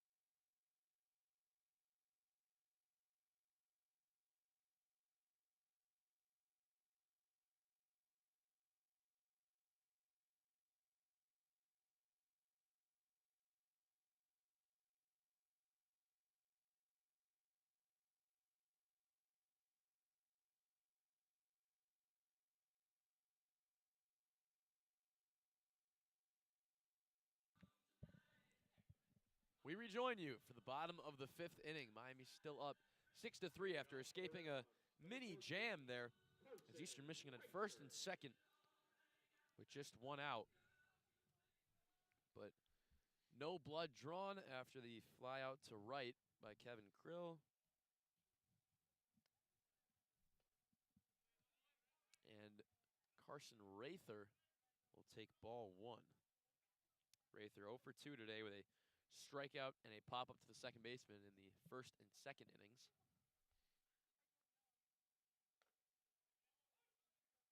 That one's in there for a strike. Rather's worked the count in both of his at-bats, both of them being a 5-pitch at-bat before his strikeout being the 6th, and then 7 pitches in his other at-bat. Takes ball 2 here. Another Red Hawk with a very good eye. And a very bright blue bat.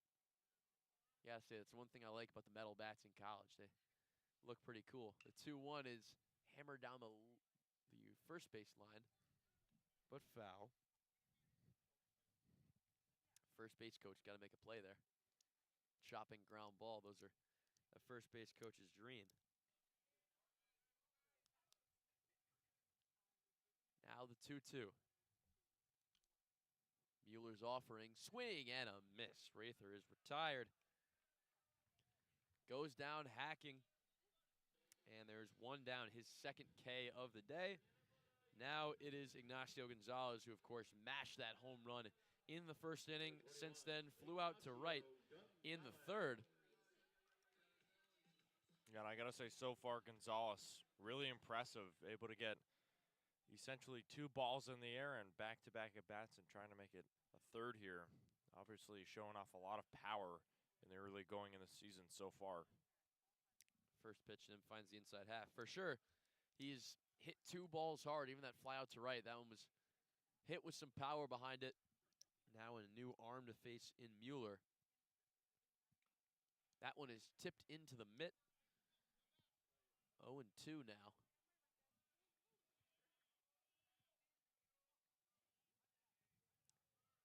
quickly behind is Gonzalez. Mueller's 0-2. In there, strike 3. On the low and away corner, really nice pitch there. Fastball in at 93. Now you're looking 0-2, looking for a breaking ball, something to get you to chase. Then there's that fastball in the low corner. It's tough to then anticipate that, but a really nice pitch from Landon Mueller. Yeah, that's been called a few times, a little lower portion of the zone, and the RedHawks come up empty and back-to-back at-bats, but Krapinski trying to end it. He squares to bunt, but pulls back for ball 1.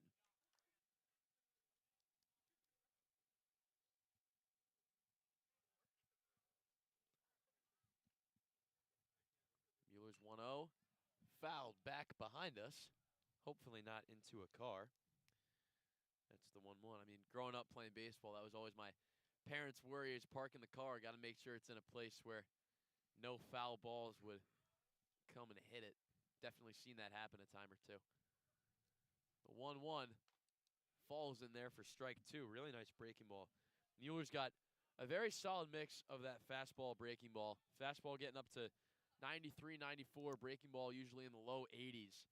And again, similar to Tedesco, they look very similar coming out of his hand, but that one drops in there for strike 2. The 1-2 is bounced. So count even at 2 to Krapinski, who is 0 for 2 with a ground to the second baseman and a fly out to left field. Yeah, and he's a guy who was a hitting machine last year. Definitely has that bat in him. Fouls the 2-2 down the left field line over the J. Hayden Baseball Center, which I believe is where the indoor cages are, right? Mm-hmm. Yep. Gotcha. It's on the bottom of it. I see. I have not been inside there yet. I feel like that'd be cool to have a look at, though. The 2-2 misses low. So it is 3-2. Krapinski extending this at bat. Going to wait for pitch number 7 now. As Matthew Buffington takes some warm-up hacks with his leg guards on. Anticipating either an AB or having to go out and get behind the dish after Krapinski is done. The 3-2. Swing and a miss, strike 3. Breaking ball down and away. Fools Krapinski. Strike out the side for Landon Mueller. And after 5 innings, Eastern Michigan 3 runs, 4 hits, and an error. Miami 6 runs, 5 hits, no errors. We'll rejoin you for the top of the 6th in just a moment here on this presentation of Miami RedHawks Baseball on Red Hawk Radio.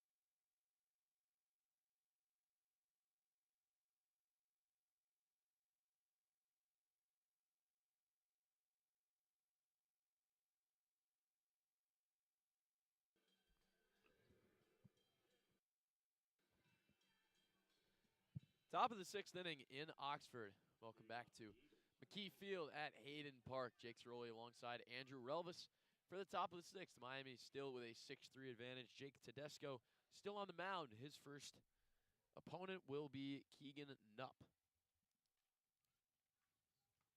Swing and a miss. Strike one. Up with a big hack. He's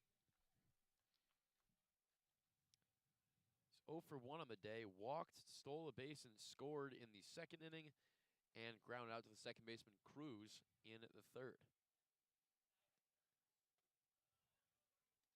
That one missed a little low for ball one. Tedesco not expecting that one to be a ball. That looked pretty close, but as we just hit 3 o'clock here, stands are pretty full of fans. Very nice day for baseball in southwestern Ohio. Swing and a miss again, 1-2.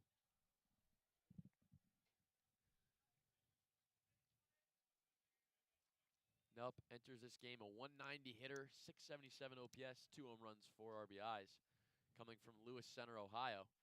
The 1-2 foul back. That was not foul back, actually. I think that was a bird that flew back. That is strike 3 swinging. So, sorry about that. Fouled it into the tip of the glove for a strikeout. And I just want to say this for Tedesco. He's really efficient right now. He's really mowing down these Eastern Michigan hitters, and only about mid-30 pitches. So far, so good for Tedesco. He's been a great addition for the RedHawks this year. Of course, coming from originally Dayton, then Washington State, now in his 3rd consecutive red and white team, the RedHawks. A little homecoming for him. Count now 2-0 on TJ Williams, who 0 for 1 with a fly out to left in the second and a walk in the fourth, but then was picked off after advancing to second on a pass ball, picked off at second by Tedesco as soon as he entered into the game. Now he'll take a strike from Tedesco at 2-1.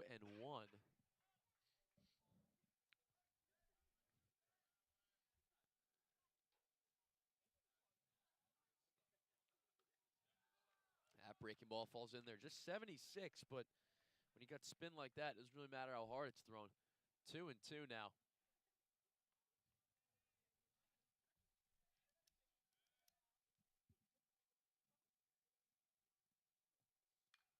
That one fouled straight back into the netting. Had a couple of those today. We've had some harder throwers. That one coming in at 89, but we've seen 93, 94 get recorded by both sides today. Tedesco, a solid season last year, 5.06 ERA with a 1.69 whip. Opponents hitting 273 against him this season. That one is bounced into the dirt. I guess not the dirt, the turf, as it is a turf playing surface here at Hayden Park. It's definitely works a little better for rain purposes. Of course, yesterday was rainy most of the day, as steady, light rain, but we're able to play due to the synthetic surface, but on a dirt field, don't think they would have gone yesterday. The 3-2 is fouled straight up and high. It's out of play. It's something hard. I don't know what it was, but another foul ball from Williams. He will await his 8th pitch of the at-bat. So as we said, Tedesco is being efficient, but Williams being pesky, sticking around here, forcing Tedesco to beat him. The 3-2. Lined into center field for a base hit. A great piece of hitting there. Beats the shift right at the center fielder, where it would have been at least, but instead the right fielder Harrison comes along as the shift was well towards the left side, which you don't really see for a lefty hitter. But with Tedesco's velocity, you got to play to the strength there. Williams aboard on the single, and that will be Demir Heidelberg, who doubled and scored in the second inning and struck out looking. He was actually Tedesco's first batter, entered with a 1-0 count, but eventually sat down Heidelberg, got caught staring.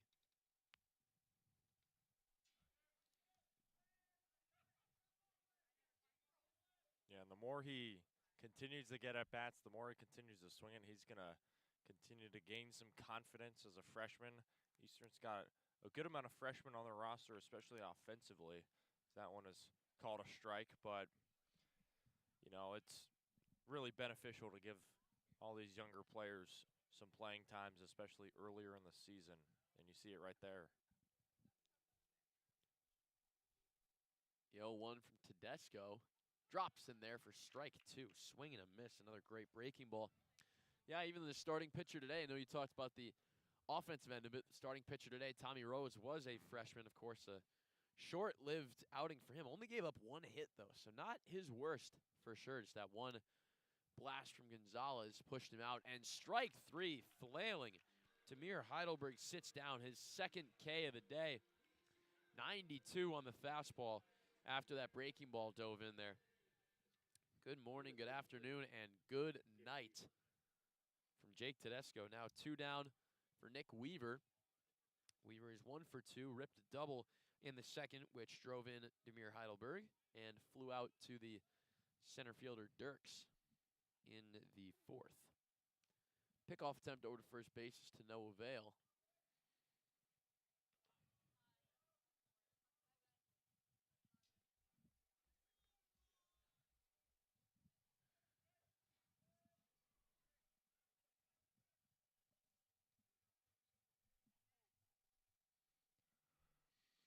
First offering from Tedesco is in there for strike 1.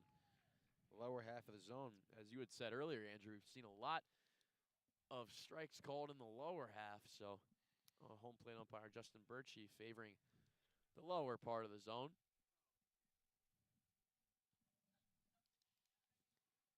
The 0-1 fouled straight back.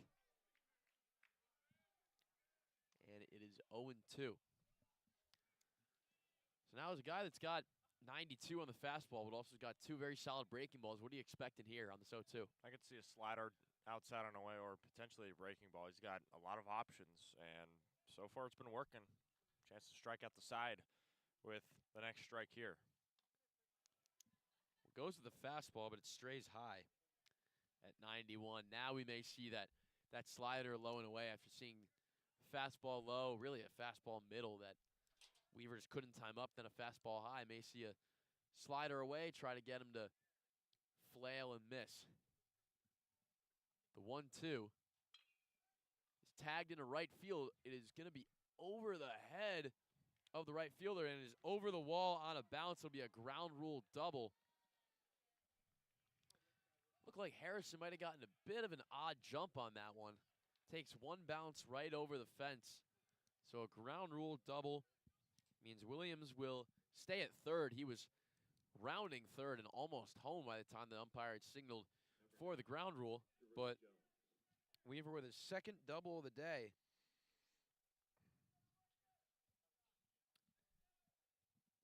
That will now bring up Drew Jones with runners on second and third, 2 outs. So a crucial scenario for Eastern Michigan as they look to get back into this game.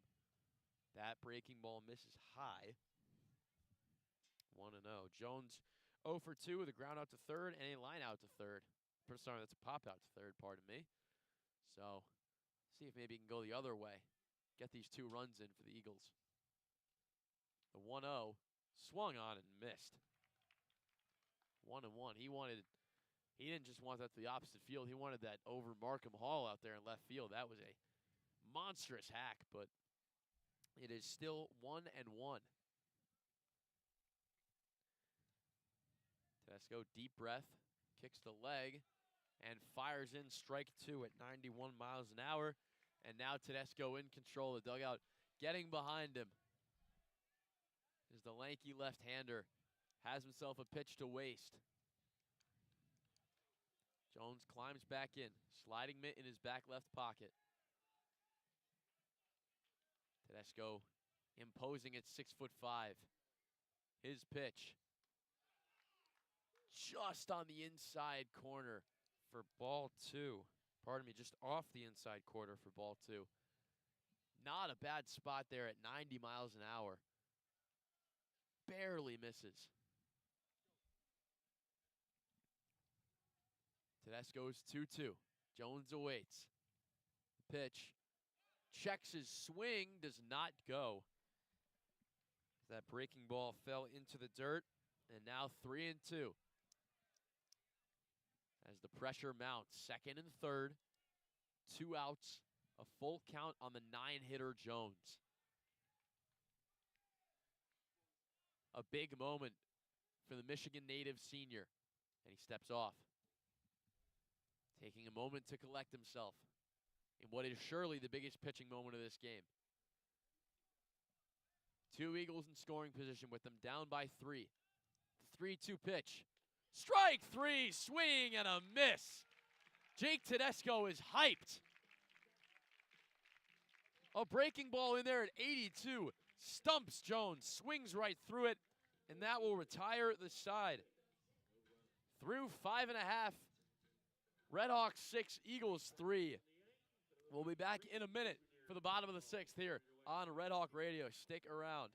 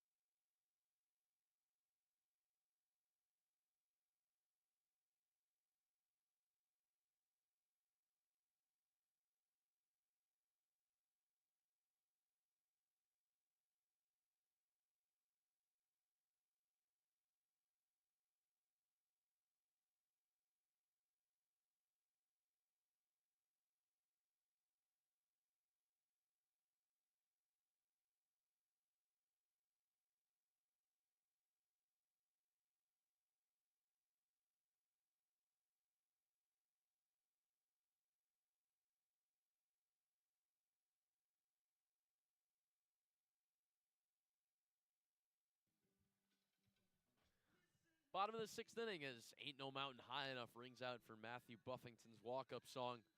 Very good choice from him, I must say. The classic. But a big pitch there from Jake Tedesco. Going back to that, Andrew, a perfect breaking ball fooling Drew Jones. As Buffington fouls the first one down the left field line.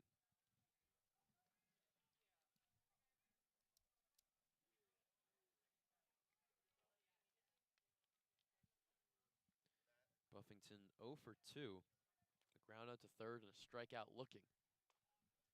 Watches that breaking ball into the zone, and it's 0 and 2.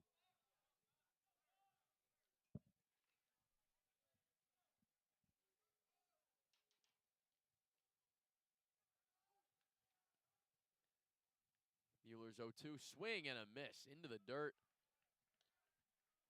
Buffington dubious in defeat there with a,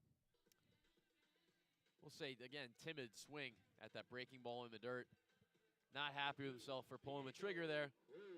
Bring up the 9-hitter Diego Cruz, 1 of 2, 1 for 2, pardon me, with a single and a ground out to second base. Yeah, and Mueller's feeling himself right now. 4 strikeouts in a row. Looking to make it 5. Cruz squares to bunt, pulls back. As the third baseman, Nupp, charged in. Now on the, I guess not grass, but the green surface. 1-0 is inside, 2-0.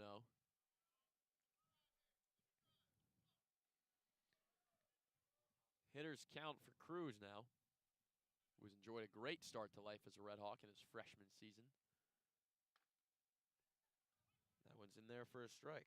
Cruz, though not the age of a traditional freshman. For context, I'm a freshman. I'm 18 years old. Cruz, I believe, will be celebrating his 20th birthday by the end of the season. So some age discrepancies, especially with international players. Of course, Cruz coming from Carolina, Puerto Rico. He takes a ball. It's 3-1. But Ignacio Gonzalez is also like that. He's almost 21, coming in as a sophomore. Or pardon me, that's not Ignacio Gonzalez. That's Christopher Roa, the Dominican infielder. That one is driven into right field. Will it get out? Yes, it will. Diego Cruz watches it go.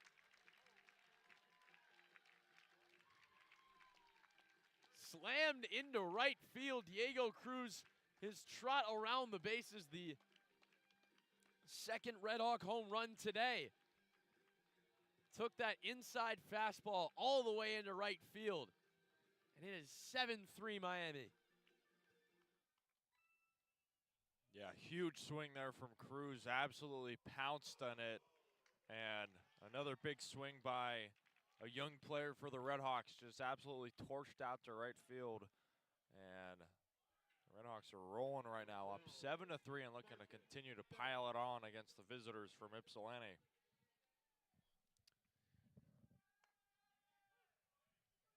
Marcus Dirks takes strike one after the home run given up to the 9-hitter. Now you got the top of the order again with one out. The 0-1 now. Mueller finds that breaking ball, strike two. Before that home run, Mueller struck out the last 4 in a row, as you said, Andrew. Also 5 of the last 6. But Cruz ends that streak. The 0-2 is swung on and missed, strike 3. Another breaking ball in the dirt at 83.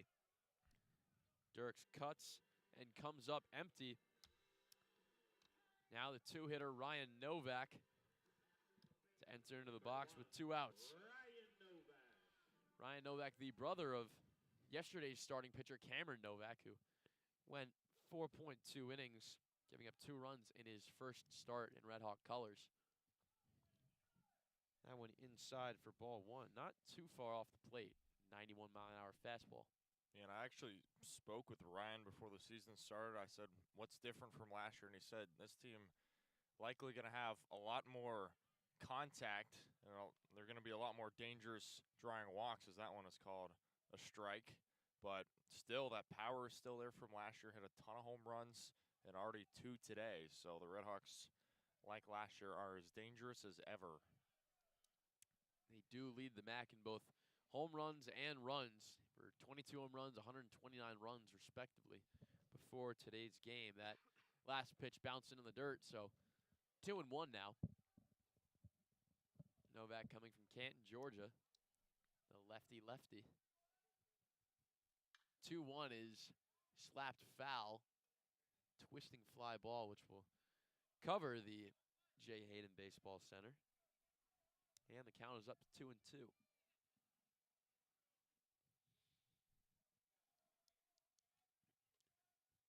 Mueller gets his sign.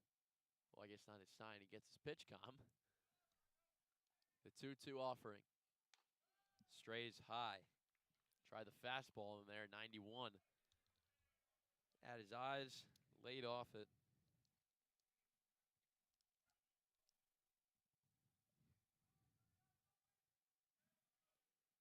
17th pitch of the inning.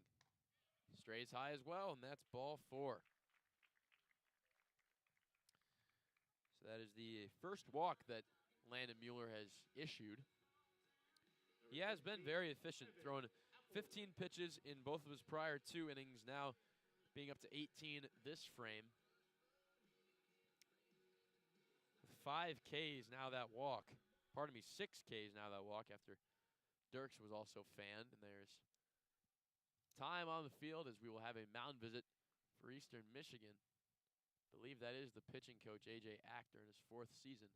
There is an Eagle warming up in the bullpen. Can we see who it is? No. But once we work that out, we'll get it to you as soon as possible.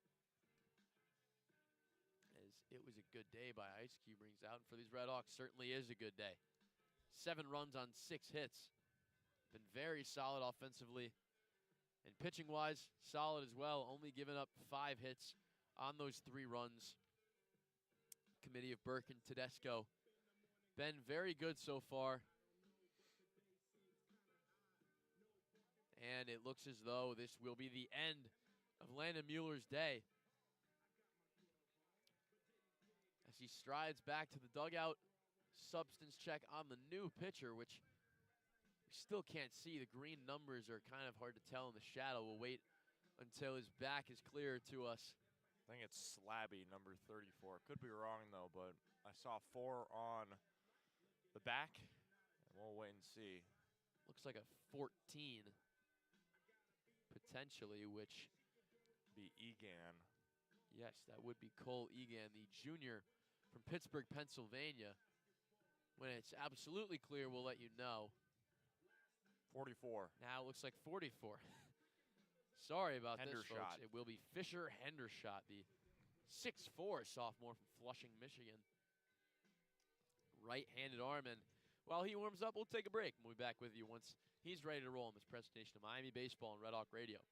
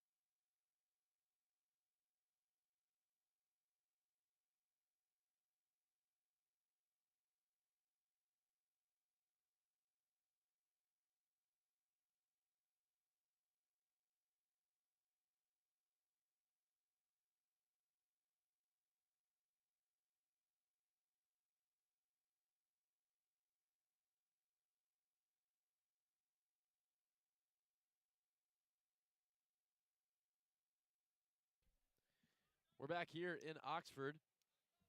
The new pitcher is Fisher Hendershot. Hendershot, sophomore from Flushing, Michigan, standing at 6'4". His first batter will be Evan Applewick.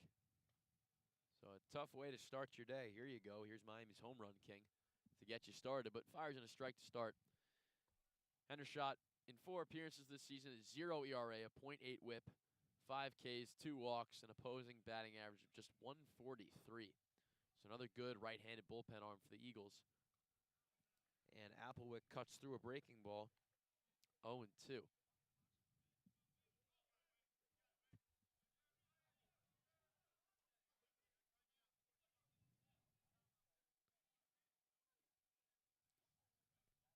Hendershot with the advantage. The 0-2 swing and a miss. 82 on the breaking ball. Applewick goes down swinging. And that will end the 6th inning. Miami does get one from the home run from Diego Cruz. We'll be back with you for the 7th once we return in just a minute here on this presentation of Miami Baseball on Red Hawk Radio. Stick around.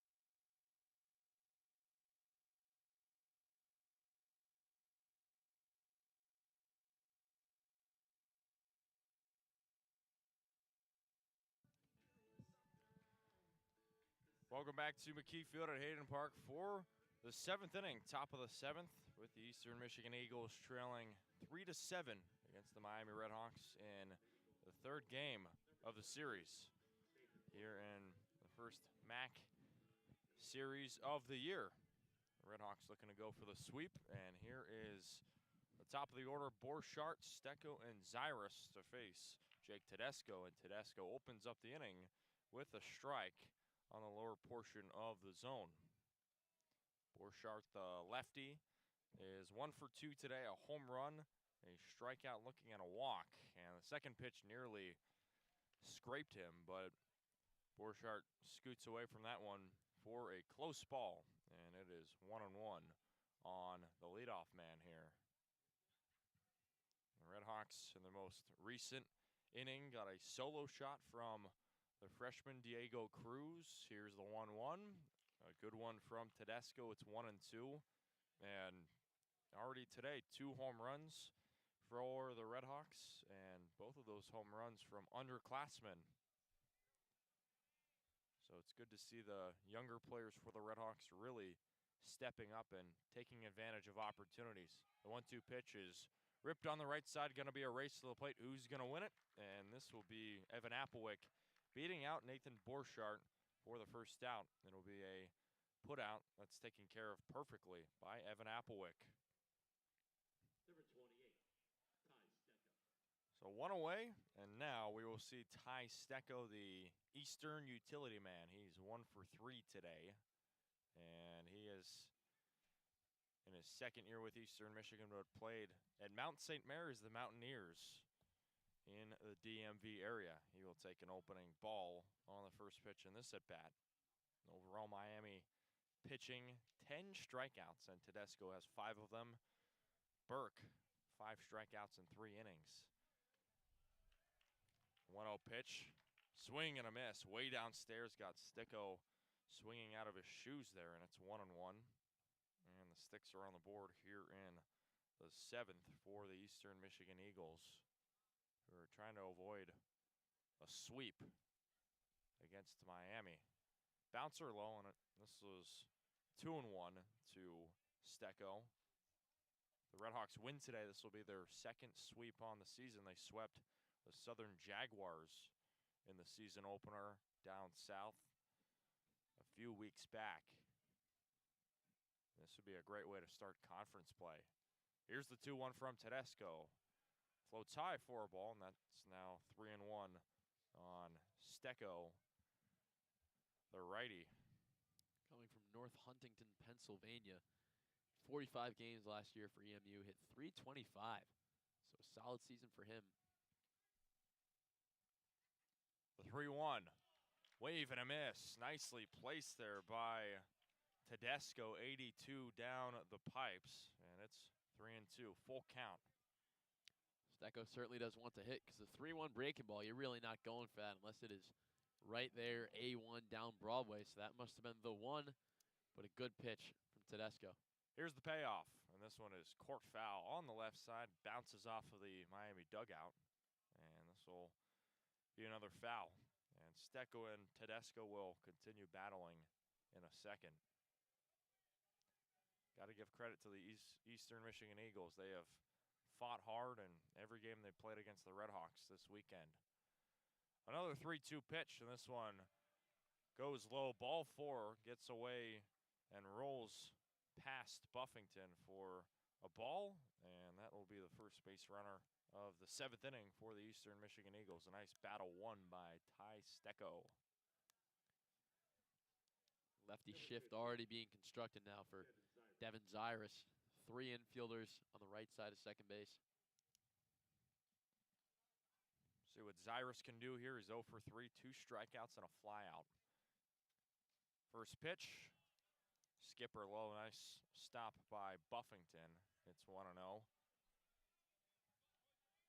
Zyrus even did well to hold back there. Looked like he was ready to swing at that one, but did not oblige. Zyrus on the left side. Here's the pitch, and this one is hit well in the air out to center.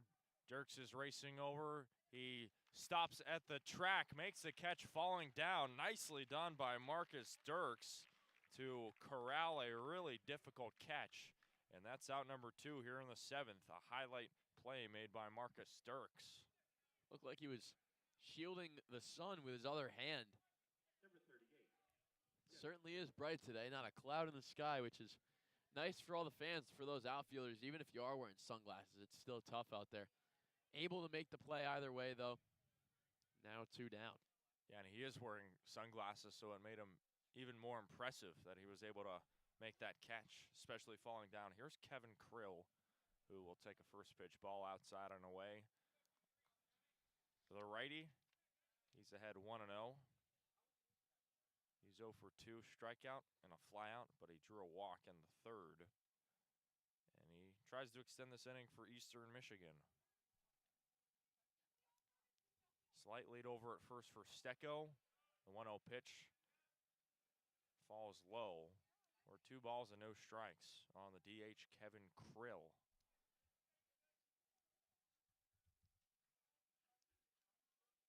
Krill's another utility man. Spent some time at Kalamazoo Valley Community College and Oakland University. Wave and a miss downstairs. Breaking ball fools Krill, and it's 2-1.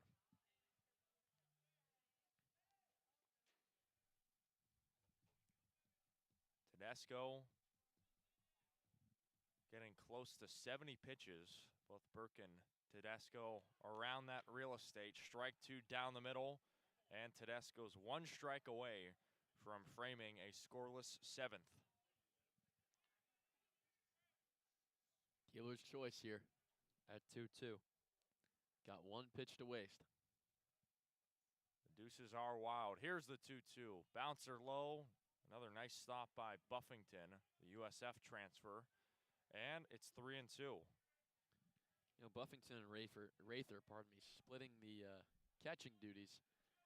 Both of them very solid receiving catchers, not only on the offensive side, but solid back there as well. Not many pass balls or wild pitches get by him.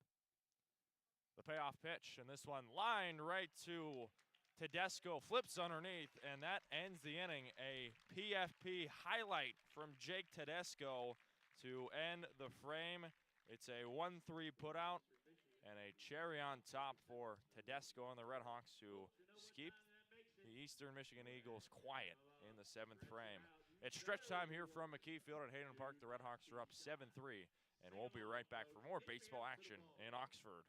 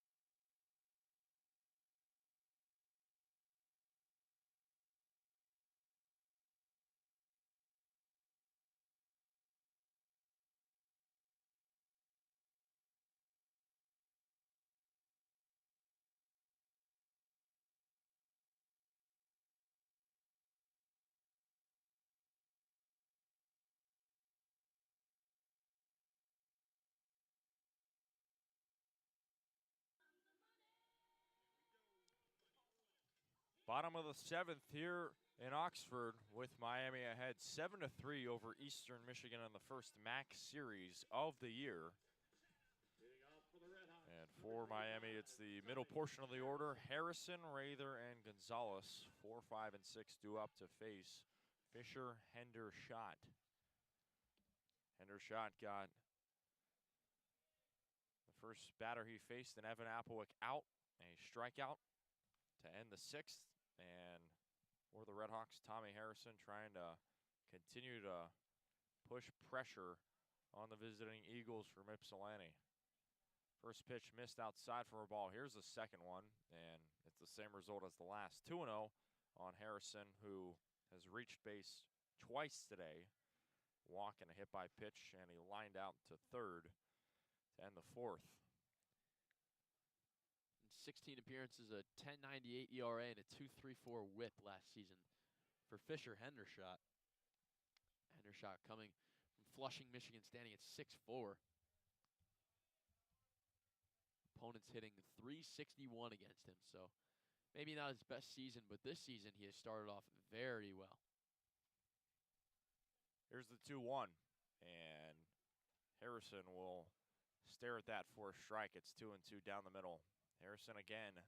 This is a guy who was a former catcher, came in and got signed as a catcher, but past couple of seasons didn't get a ton of playing time, and he's transitioned to the outfield, where he's had hits in 14 straight games for Miami. Outside ball 3. No hits today yet, so in danger of losing that hitting streak, but still, he's been really good getting on base at a great clip in the early goings in this season.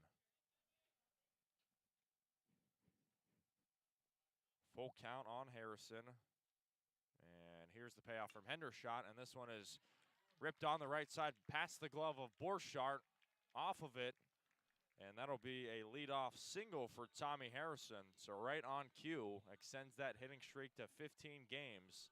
Harrison is on for the third time today, and the RedHawks start off the seventh in a very good way here at home. And I would think that would be a single. Diving stop tried by the first baseman Borchardt, could not quite get there off his glove. A hard ground ball, Harrison reaching base. Yeah, it was going to be a tough play either way. And here's Carson Rather on the left side. Looks for a bunt, and in comes both the corner infielders, Nupp and Borchardt, to keep it close. Rather today is 0 for 3, couple of strikeouts and a pop-up. Trying to push Harrison over. And this one misses inside for a ball. It's 2-0. Hendershot's last outing, he's got 4 this season. His last one on February 28th against SIU Edwardsville in their victory. Only threw 1 inning, 10 pitches, gave up a hit, struck out 1 in some cleanup work against the Screaming Eagles. 2-1 on Rather, as that one found the strike zone. Gonzalez on deck next. He had himself a 3-run home run in his first at-bat of the game in the first inning. 2-1 outside, ball 3 on Rather, the DH. For Miami, this team, they lost a lot of talent from last year, but they have picked up right where they've left off. They won the MAC for the first time in 20 years. They made the NCAA tournament, and the goal is the same for this year, make it back to the regionals. The 3-1, and this one is golfed in the air out to right. This will split the gaps and go bouncing to the wall. Harrison is on his way from third. He's got the wave home. He will score sliding in. That's an RBI double for Carson Rather, and the RedHawks extend their lead. It's 8-3 Miami in the 7th. Great piece of hitting there from Carson Rather. Took that low ball, hit it right into the gap. Harrison comes around to score. And with nobody out, the RedHawks in business now. Man on second, up by 5. They know about this run rule. If they were to rip off 5 more, we'd be out of here after this inning. So an offensive outburst could be at hand. Yeah, and they definitely have that potential. One of the best offensive teams at the mid-major level. First pitch to Ignacio Gonzalez, who, speaking of power, had that 3-run bomb in the first. He is 1 for 3 today. Tacking on 3 more RBIs on the season, now in double digits at 11. He's got his teammate Rather at second, and Gonzalez will stare at a ball inside, 1-1. No outs still for Hendershot. And Hendershot will stand on the hill and await the next call from his backstop in Weaver. Now he steps off the mound for a moment to collect himself. And for Eastern Michigan, in danger of losing 5 straight games now. The 1-1, and this one is lined up the middle for a base hit in between Williams and Stecco. Rather's got the wave home. He scores. Back-to-back RBI hits by the RedHawks. This is an RBI single from Ignacio Gonzalez, his 4th RBI of the afternoon, and Miami's rolling over Eastern Michigan. They're up 9-3 in the 7th. Another very good piece of hitting there from Gonzalez. Takes that inside fastball, pushes it into that gap in left center. Pardon me, pulls it into the gap in left center. Rather was already coming around to score, and then the center fielder Jones dropped the ball as he was trying to transfer it to get a throw in. So I think he would have been safe anyway, but that drop guaranteed that run coming around. Now a mound conference, just pitcher and catcher. And Eastern Michigan, they got about 4 players standing up in the bullpen, but really only one who's warming up. That's Cole Egan, the left-hander. We're actually going to get the number right this time, folks. Don't worry. Yeah, our view is a little out of center. It's not great. Still. Pretty sure that's a 14 on his back. Egan would be coming in. He would be the next one in line, the left-hander. Dom Kropinski at the plate. The lefty with a runner, Ignacio Gonzalez, over at first, and he takes a strike. Kropinski's 0 for 3, but trying to get into that hitting column. Ground out, a fly out, and a strikeout. 0-1. Misses low. It's 1-1 on Dom Kropinski. RedHawks with a win will improve to 12-4 and continue to push this early season momentum their way. Strike call there on the lower portion, and it's 1-2. Still nobody out here for Miami. Even if Kropinski goes down on strikes here, still have a runner on base with nobody out. Here's the 1-2 pitch, and that will sail low for a ball, 2-2. Kropinski's the 7-hitter after him, Buffington and Cruz.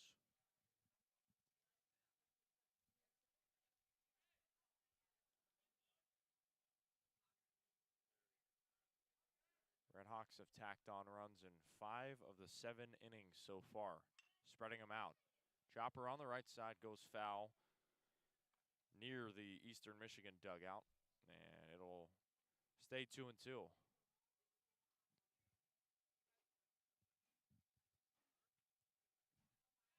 I mean, that's one of the ways that Miami is so dangerous. They can just really wear down opposing pitching staffs. They can spread out their runs, and many players can get it going offensively, but Dom Kropinski will take a strike on the upper portion of the zone.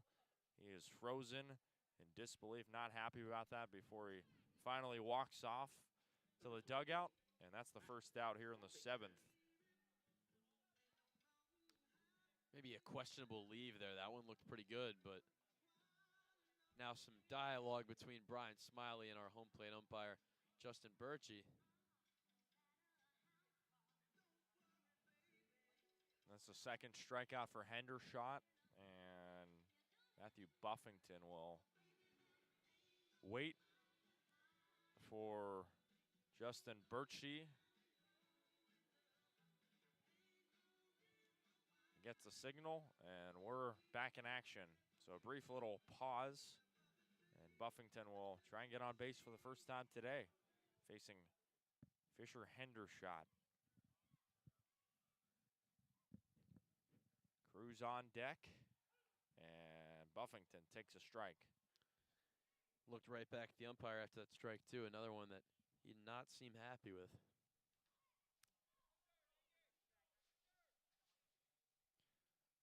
Buffington, the right-hander,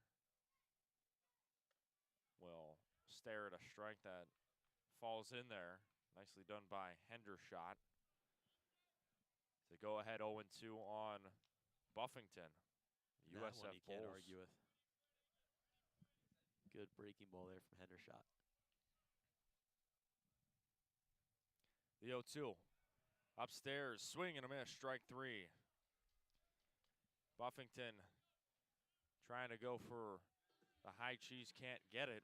And that's back-to-back strikeouts from Hendershot. Second out of the 7th now. And now we'll see if Diego Cruz can keep this inning going for Miami.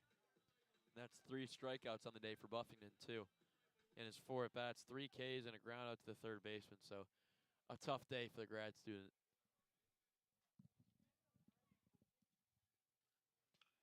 And Cruz lays down a bunt, but this one goes right to Hendershot. He throws over to first, it gets away. Gets near the Eastern Michigan dugout, and both runners will go into scoring position. An ill-timed error there from Fisher Hendershot gives the RedHawks 2 more runners in scoring position. And the RedHawks also will have the top of the order due up in just a moment. But what a job done by Diego Cruz, who is having himself a phenomenal game. He is 3 for 4. He's gone on base 3 times, and he has played really well in the early season. You know, you wonder about laying down a 2-out bunt that's generally taboo in the world of baseball, but Cruz lays down, and it wasn't even his best bunt either. It was right at Hendershot. That's a pretty rudimentary play, just a bad throw. To put it simply, just didn't hit the target. Now second and third. And here is Dirks, who will take a first pitch ball low. Or they call it a strike. Looked a little low, but he went around. And it is 0-1 on Dirks. JUCO transfer. He's been on base twice today. He's 2 for 4. Definitely looks like he regretted that swing. Did not have his full energy behind it at all.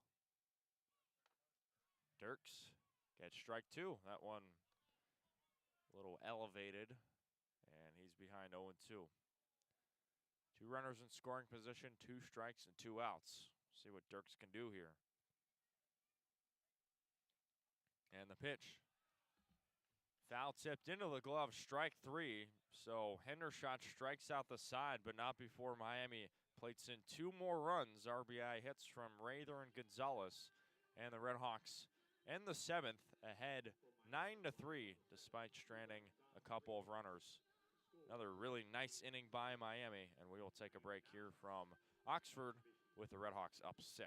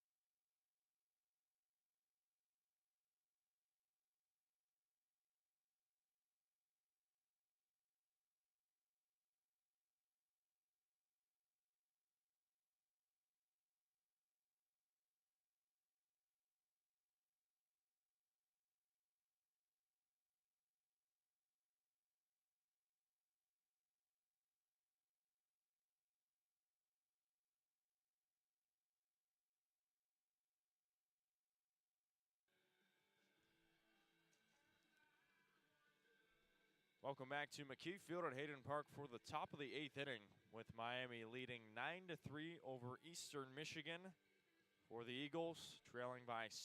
And with time running out, it'll be 5, 6, and 7 Keegan Nupp, TJ Williams, and Demir Heidelberg to face new Miami pitcher Austin Berggren, who's appearing for the second time this series. And last game, he only threw 4 pitches and got the save against the Eagles, winning 8-5. Final line for Jake Tedesco, 4 innings, 3 hits, really nicely done, 2 walks and 5 strikeouts. 71 pitches, very efficient. First pitch a ball to Nupp, and second one is fouled off on the Eastern Michigan side. It is 1-1 on the 5-man for the Eagles.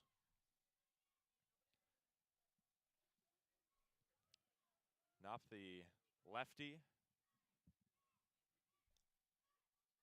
Even 1-1 here with Berggren. And he waves and misses at the breaking ball. It's 1-2. 92 from Austin Berggren, showing off the heat. Berggren came in yesterday to face the last batter after it got to be 8-5. They bring in Berggren, strikes out. That was in the 9th inning. It was Stecco who he sat down. And Berggren strikes out Nupp. Strikeout looking right down the middle. Fooled him there. And that's the first out here in the 8th, an opening K by Austin Berggren. Number 2, TJ Williams. So a nice start for the second-year player for the RedHawks. And here is TJ Williams. First pitch home. And this is a called strike. Williams today, he is 1 for 2, a flyout and a single. Got the single in his most recent at-bat in the 6th. Former Kansas Jayhawk transferring over from Lawrence this season. And he lines this one past the glove of Evan Applewick, playing in really close. And that'll bang all the way up against the wall. Williams showing off the speed at second. And he cruises into third with a 1-out triple. A rocket off of the bat of TJ Williams. And he makes Miami pay here in the 8th inning. That is a product of the shift. That definitely was down the right field line, but that's a double if the right fielder, Harrison, is not almost in right center field.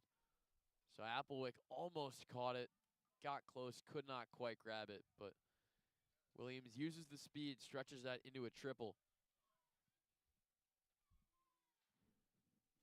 And he's now 2 for 3 today. So having himself a nice final game here in Oxford. And now we'll see a pinch hitter in John Hale taking over for Demir Heidelberg. First pitch to Hale, and he will take a ball. Went a little high on him.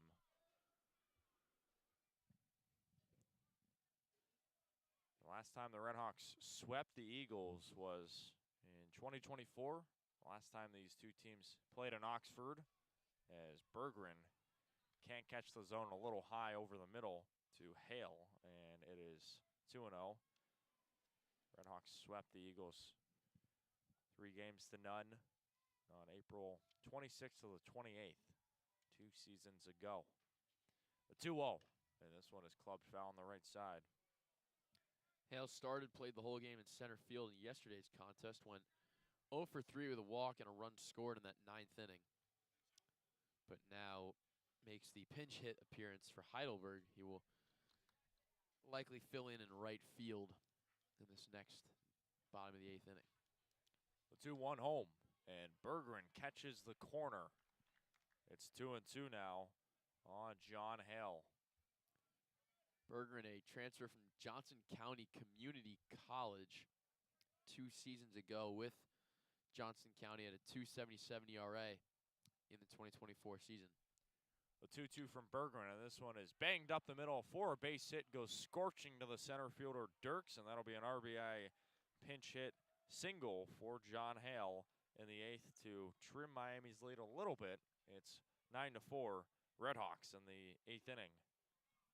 It's a good piece of hitting there from John Hill, right back up the middle, just on the left side of the mound. Could not quite grab it. Austin Bergeron could not. But a hard hit ball up the middle.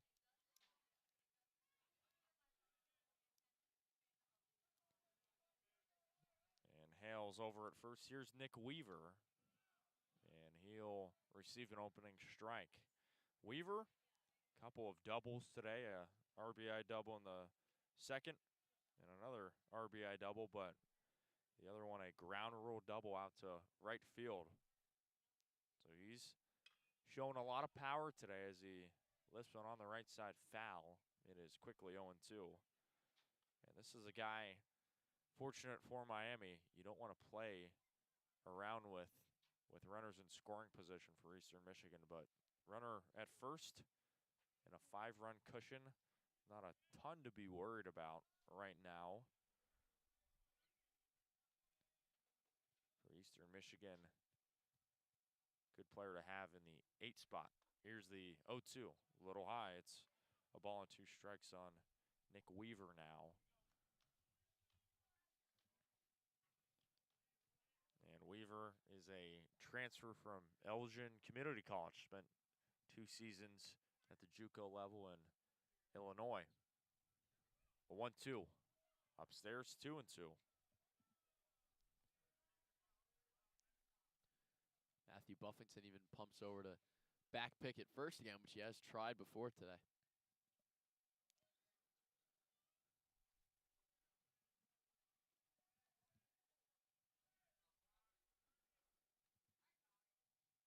Two. Chopped over to short, could be 2. Throw at second. The throw over at first is going to be off target and late, so it'll be a fielder's choice. It'll be 6'4" fielder's choice. Weaver will take the spot of John Hale, and now the Eagles are down to their final 4 outs. So for the RedHawks, you absolutely take that. That's best case scenario with a dangerous and a power hitter in Nick Weaver. And now we see Drew Jones coming in. Rather, this is going to be Bruce Jellison, the pinch hitter. So the Eagles are throwing in a couple of pinch hitters to just guarantee the best possible shot for a comeback. And we'll see what he can do here. Taking over for Drew Jones, who was 0 for 3 today. First pitch to Jellison is in there for a strike.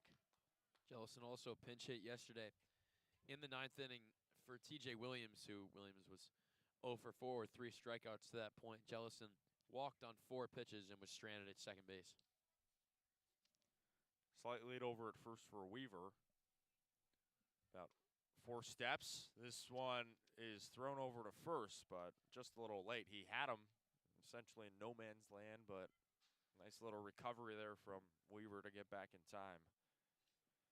And Buffington has been close a couple of times.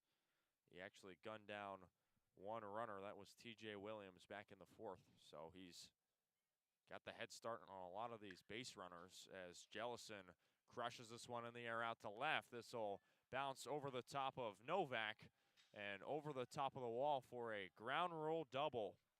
So Bruce Jellison in the pinch hit slot gets a ground rule double in the 8th inning. And the Eagles set up shop nicely. It's 2 runners in scoring position with 2 outs. And the lineup flips over for the 5th time today for the Eagles. Another really good piece of hitting. Jellison jumped on that ball a little bit low and in, but still in the zone.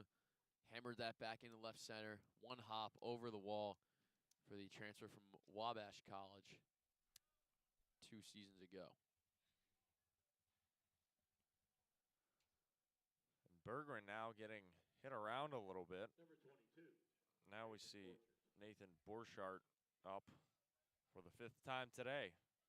We didn't really see Bergeron get hit around a lot. Only a .91 whip and an opposing average of .207.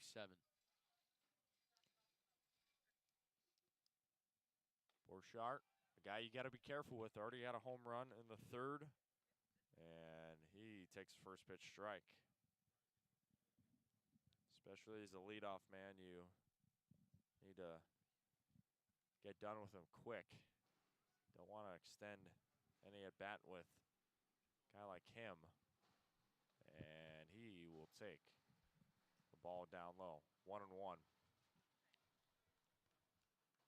Borchardt, a transfer from King University in Tennessee. Spent 2 seasons there. Hit .320 in his most recent campaign, and now he will take a ball upstairs. 2-1. King, a Division II school. So Eastern Michigan, a lot of transfers. And Borchardt, another example of one.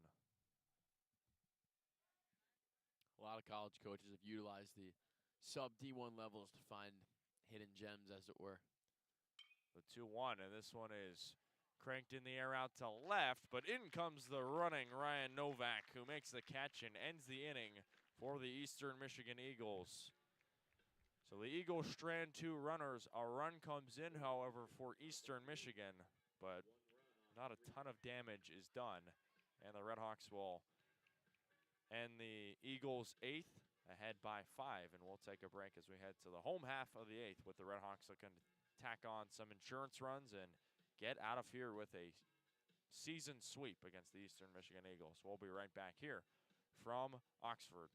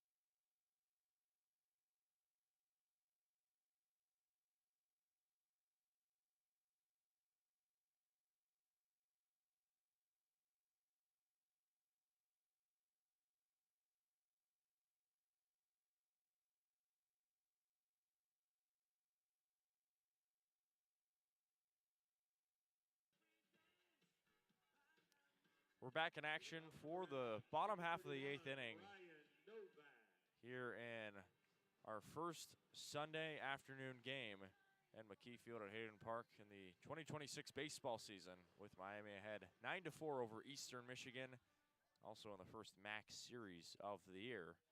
And for the RedHawks, leading by 5, it'll be Novak, Applewick, and Harrison to face Fisher Hendershot for another inning.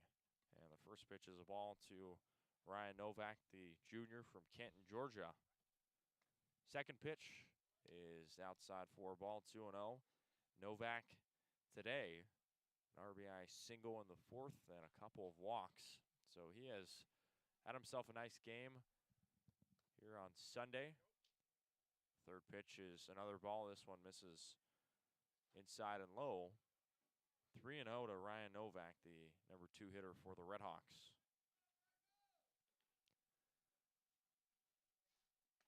And Hendershot on the hitter's count finds the strike zone, and that'll make it 3-1 to Novak. Every out Hendershot's recorded today has been a strikeout. He's been very reliant on McKie. 3-1 popped up in foul territory on the RedHawks side. Camping under it is Nupp, and he makes the catch a few feet away from the RedHawks dugout for the first out here in the 8th inning. It's Jellison who had pinch hit for Jones, replacing him. Some defensive changes with those 2 pinch hitters.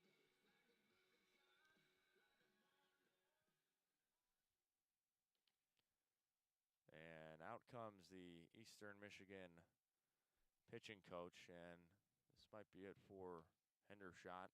34 pitches. Got 5 outs, and we'll wait and see. Eastern does have an arm warming up in the bullpen.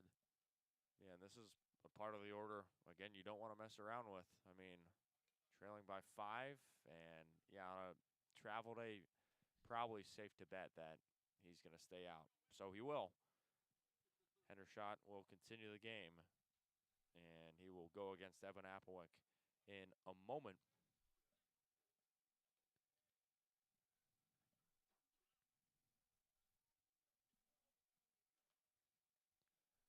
So here's Evan Applewick today. He is 0 for 3 with 3 strikeouts and a walk, and he receives a first pitch ball. Some defensive changes now. Jellison at third, John Hale in center field, and Keegan Nutt moves to right field. And a strike is called there. It's 1-1 on Applewick. Couple of pinch hitters in the last inning for Eastern Michigan. Hale and Jellison coming in like you just mentioned. 1-1 to Applewick. Falls in for a strike. It's 1-2.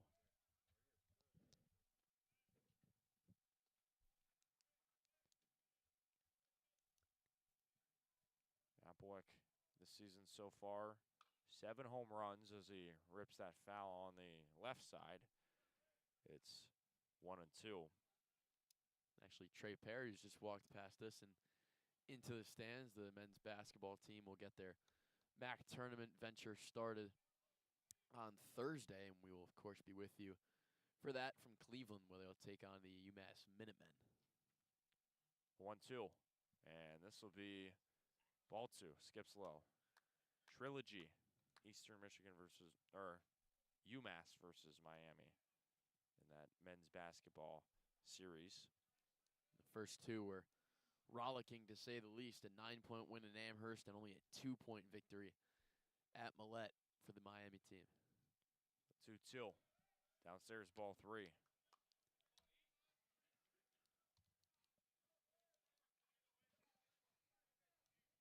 So Applewick in a full count with Hendershot here. Trying to get on base for the second time today. And he does. He takes ball 4, skips low, and the RedHawks have a runner on base here in the 8th inning. They've had runners on base in 6 of the 8 innings. So this team continues to stay dangerous. They continue to stay patient at the plate.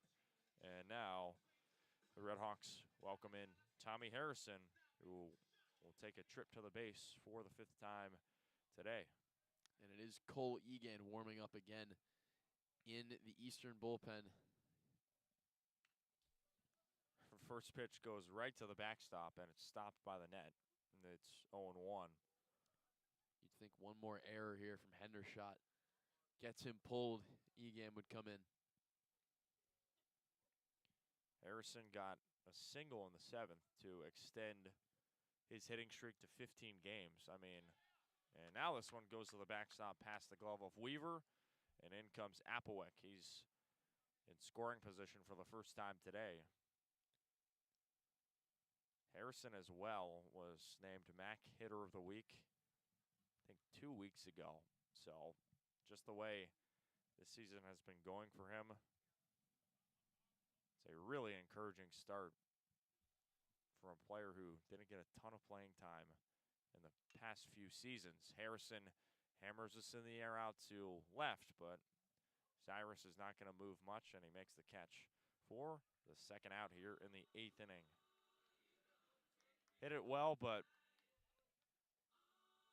not far enough, and Cyrus makes the catch. Here's Carson Rather now, who will try and keep this inning going for the RedHawks, ahead by 5.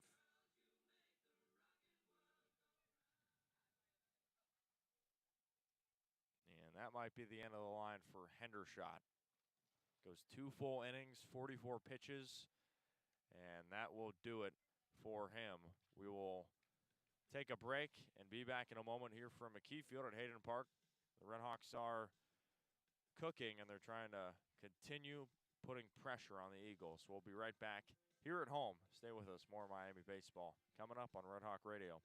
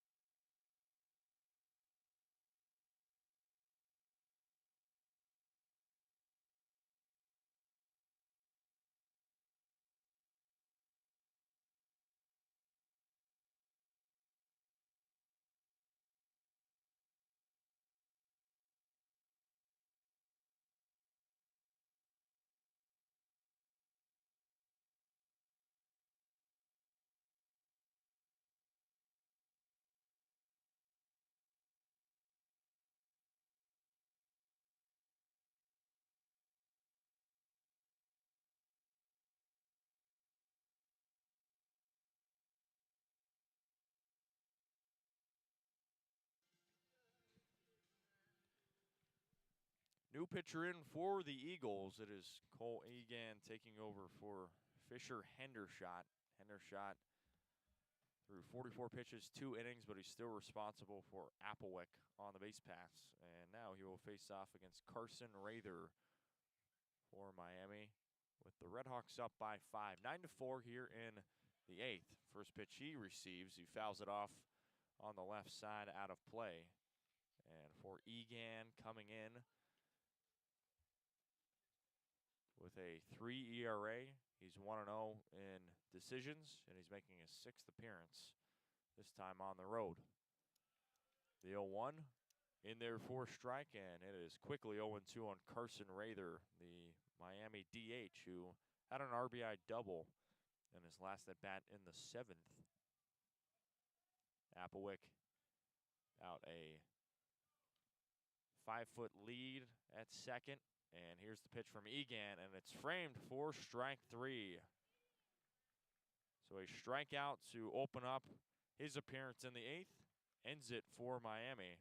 And that will conclude the 8th inning for the RedHawks. They come up empty, they strand 1 runner, and through 8 full innings, it's Miami 9 and Eastern Michigan 4.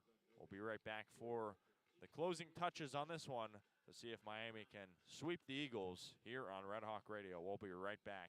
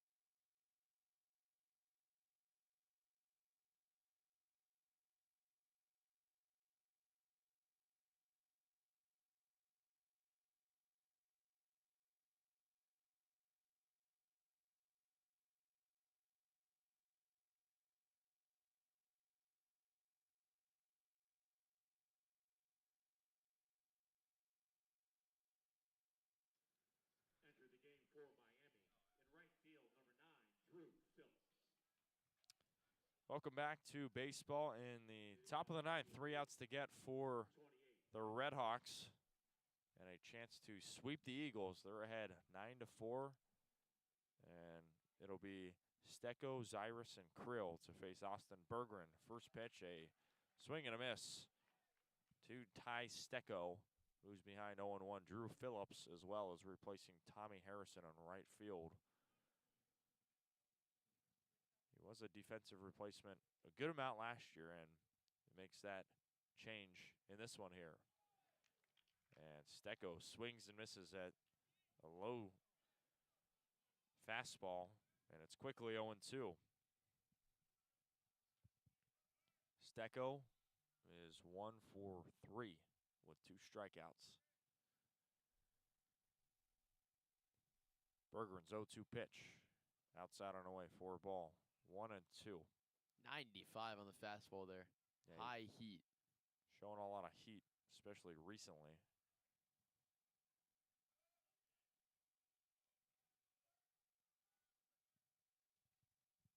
The 1-2 from Bergeron. High chopper over to short, gloved by Krupinski. He slings over to first. High throw, catches Applewick jumping, and Stecco's going to be safe. So a chopper that took a really high bounce. You got to credit Krupinski there. He made a nice throw, but just a little bit late, and the hustle and the speed from Stecco wins the battle there. And the Eagles have an opening strike, an opening single here in the 9th. And that will be recorded as a single for now, not an error. Because I think even with a throw on the money, I'm not sure if Stecco would have been out anyways. I think he beat it out. Here's Zyrus, and he swings and misses at the first pitch.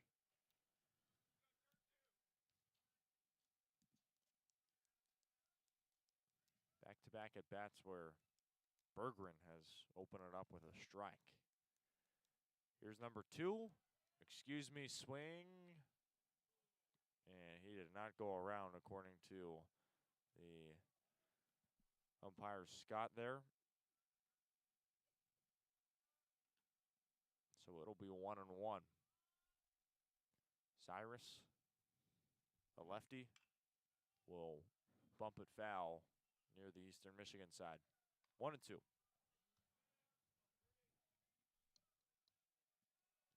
Cyrus 0 for 4 so far with 2 Ks in his 5th at bat. Slight lead over at first for Stecco.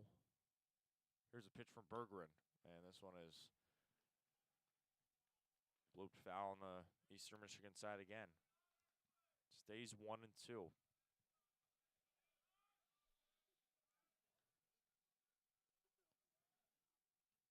Kevin Krill right now is on deck, but we'll see if the Eagles want to bring in a pinch hitter.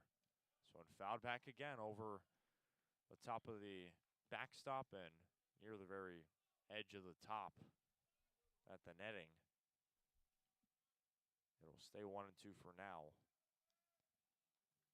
Not a save for Berggren, but still, this would be back-to-back appearances to shut the door. 1-2. High upstairs for ball 2. Even count, 2-2.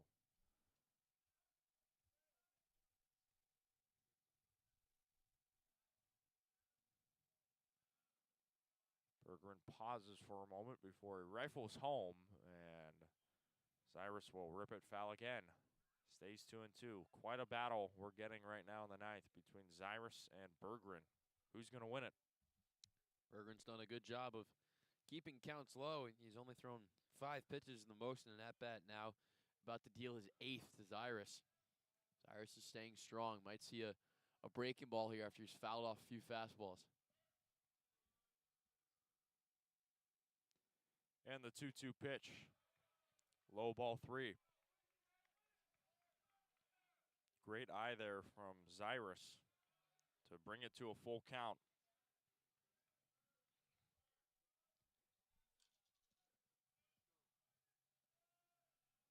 Three balls, 2 strikes, and no outs with a runner at first. Here's the pitch from Berggren. Swing and a miss, strike 3. Oh, we got a piece of it at the very last moment. From our vantage point, it looked like it was a strikeout, but Cyrus stays alive. Now ready to face pitch number 10 of the at-bat. Longest at-bat all day on either side. A battle between the closer and the 3-hitter.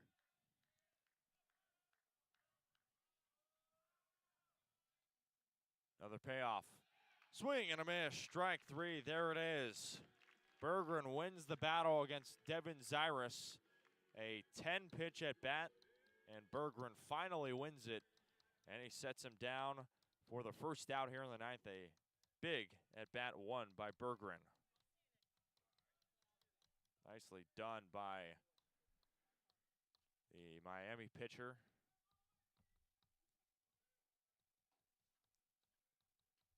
Now this is going to be Ben Schechterman for Eastern Michigan, another pinch hitter. And the first pitch is in there for a strike. Every single at bat, you just open it up with a strike. That's exactly what you want in a high leverage arm like Austin Berggren. You want to set the tone, and he's been doing that effectively recently. That one is blooped foul on the left side, and quickly Schechterman is behind 0-2. Schechterman, the utility man, came in from Ohio State 2 seasons ago. Season hitting 125 with 301 OPS. Not a ton of time for him, but brought him in to pinch hit here. Get something different. A righty-lefty matchup against Bergeron. The 0-2. A little high. Ball and 2 strikes on Schechterman.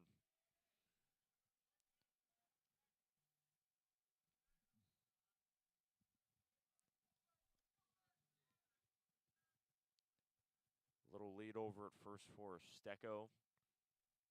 And the leadoff single. And another strikeout for Austin Bergeron, striking out Ben Schechterman. Made him go fishing way downstairs, and that is out number 2. Back-to-back Ks by Bergeron here in the 9th.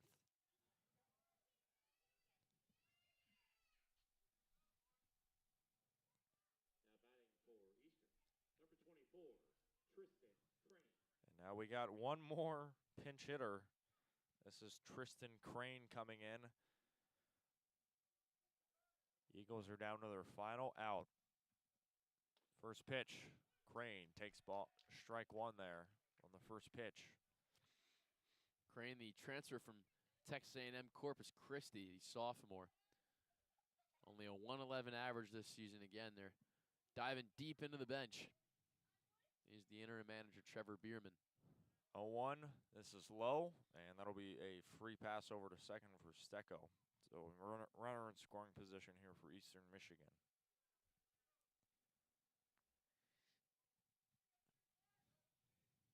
Crane taking over for Keegan Knupp, who ended the game 0 for 3 with a walk. Here's the 1-1. Ripped foul right side, and now Eastern's down to their final strike. See if Bergeron ends it with a strikeout or will transition it to the field here for Miami.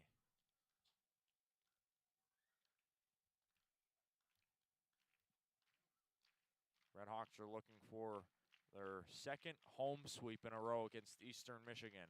Here's the 1-2. Check swing, goes off of the backstop. But here is Stecco, who will take third base. Left, second, right as the pitch from Bergeron was thrown. And now the Eagles have a runner at third. Crane checked his swing there. It was close.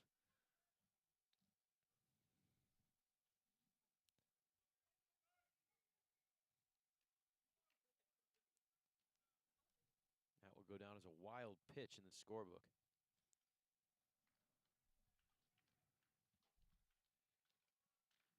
See if Bergeron can end it here. 2 balls, 2 strikes, and 2 outs.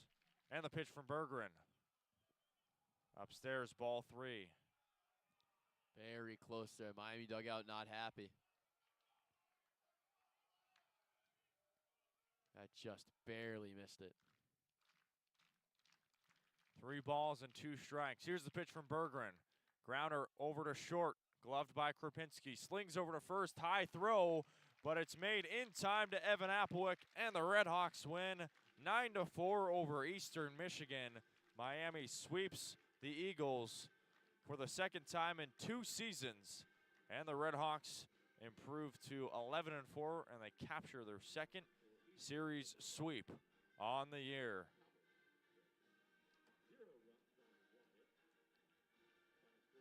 Nicely done by Miami. They sprinkle in a big 4-run first, and that catapulted them off to the races and running for the entirety of the game.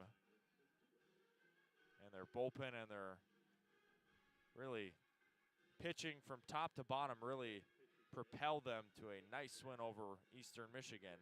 And the RedHawks are now 3-0 in MAC play and capture a very important first series win against the Eastern Michigan Eagles here on Sunday afternoon. Thank everyone for coming to today's game. Remind you that we're back in action here on Wednesday at 3 o'clock, hosting the Evansville Purple Aces. We thank you all for coming today. Hope you had as much fun as we did in the booth.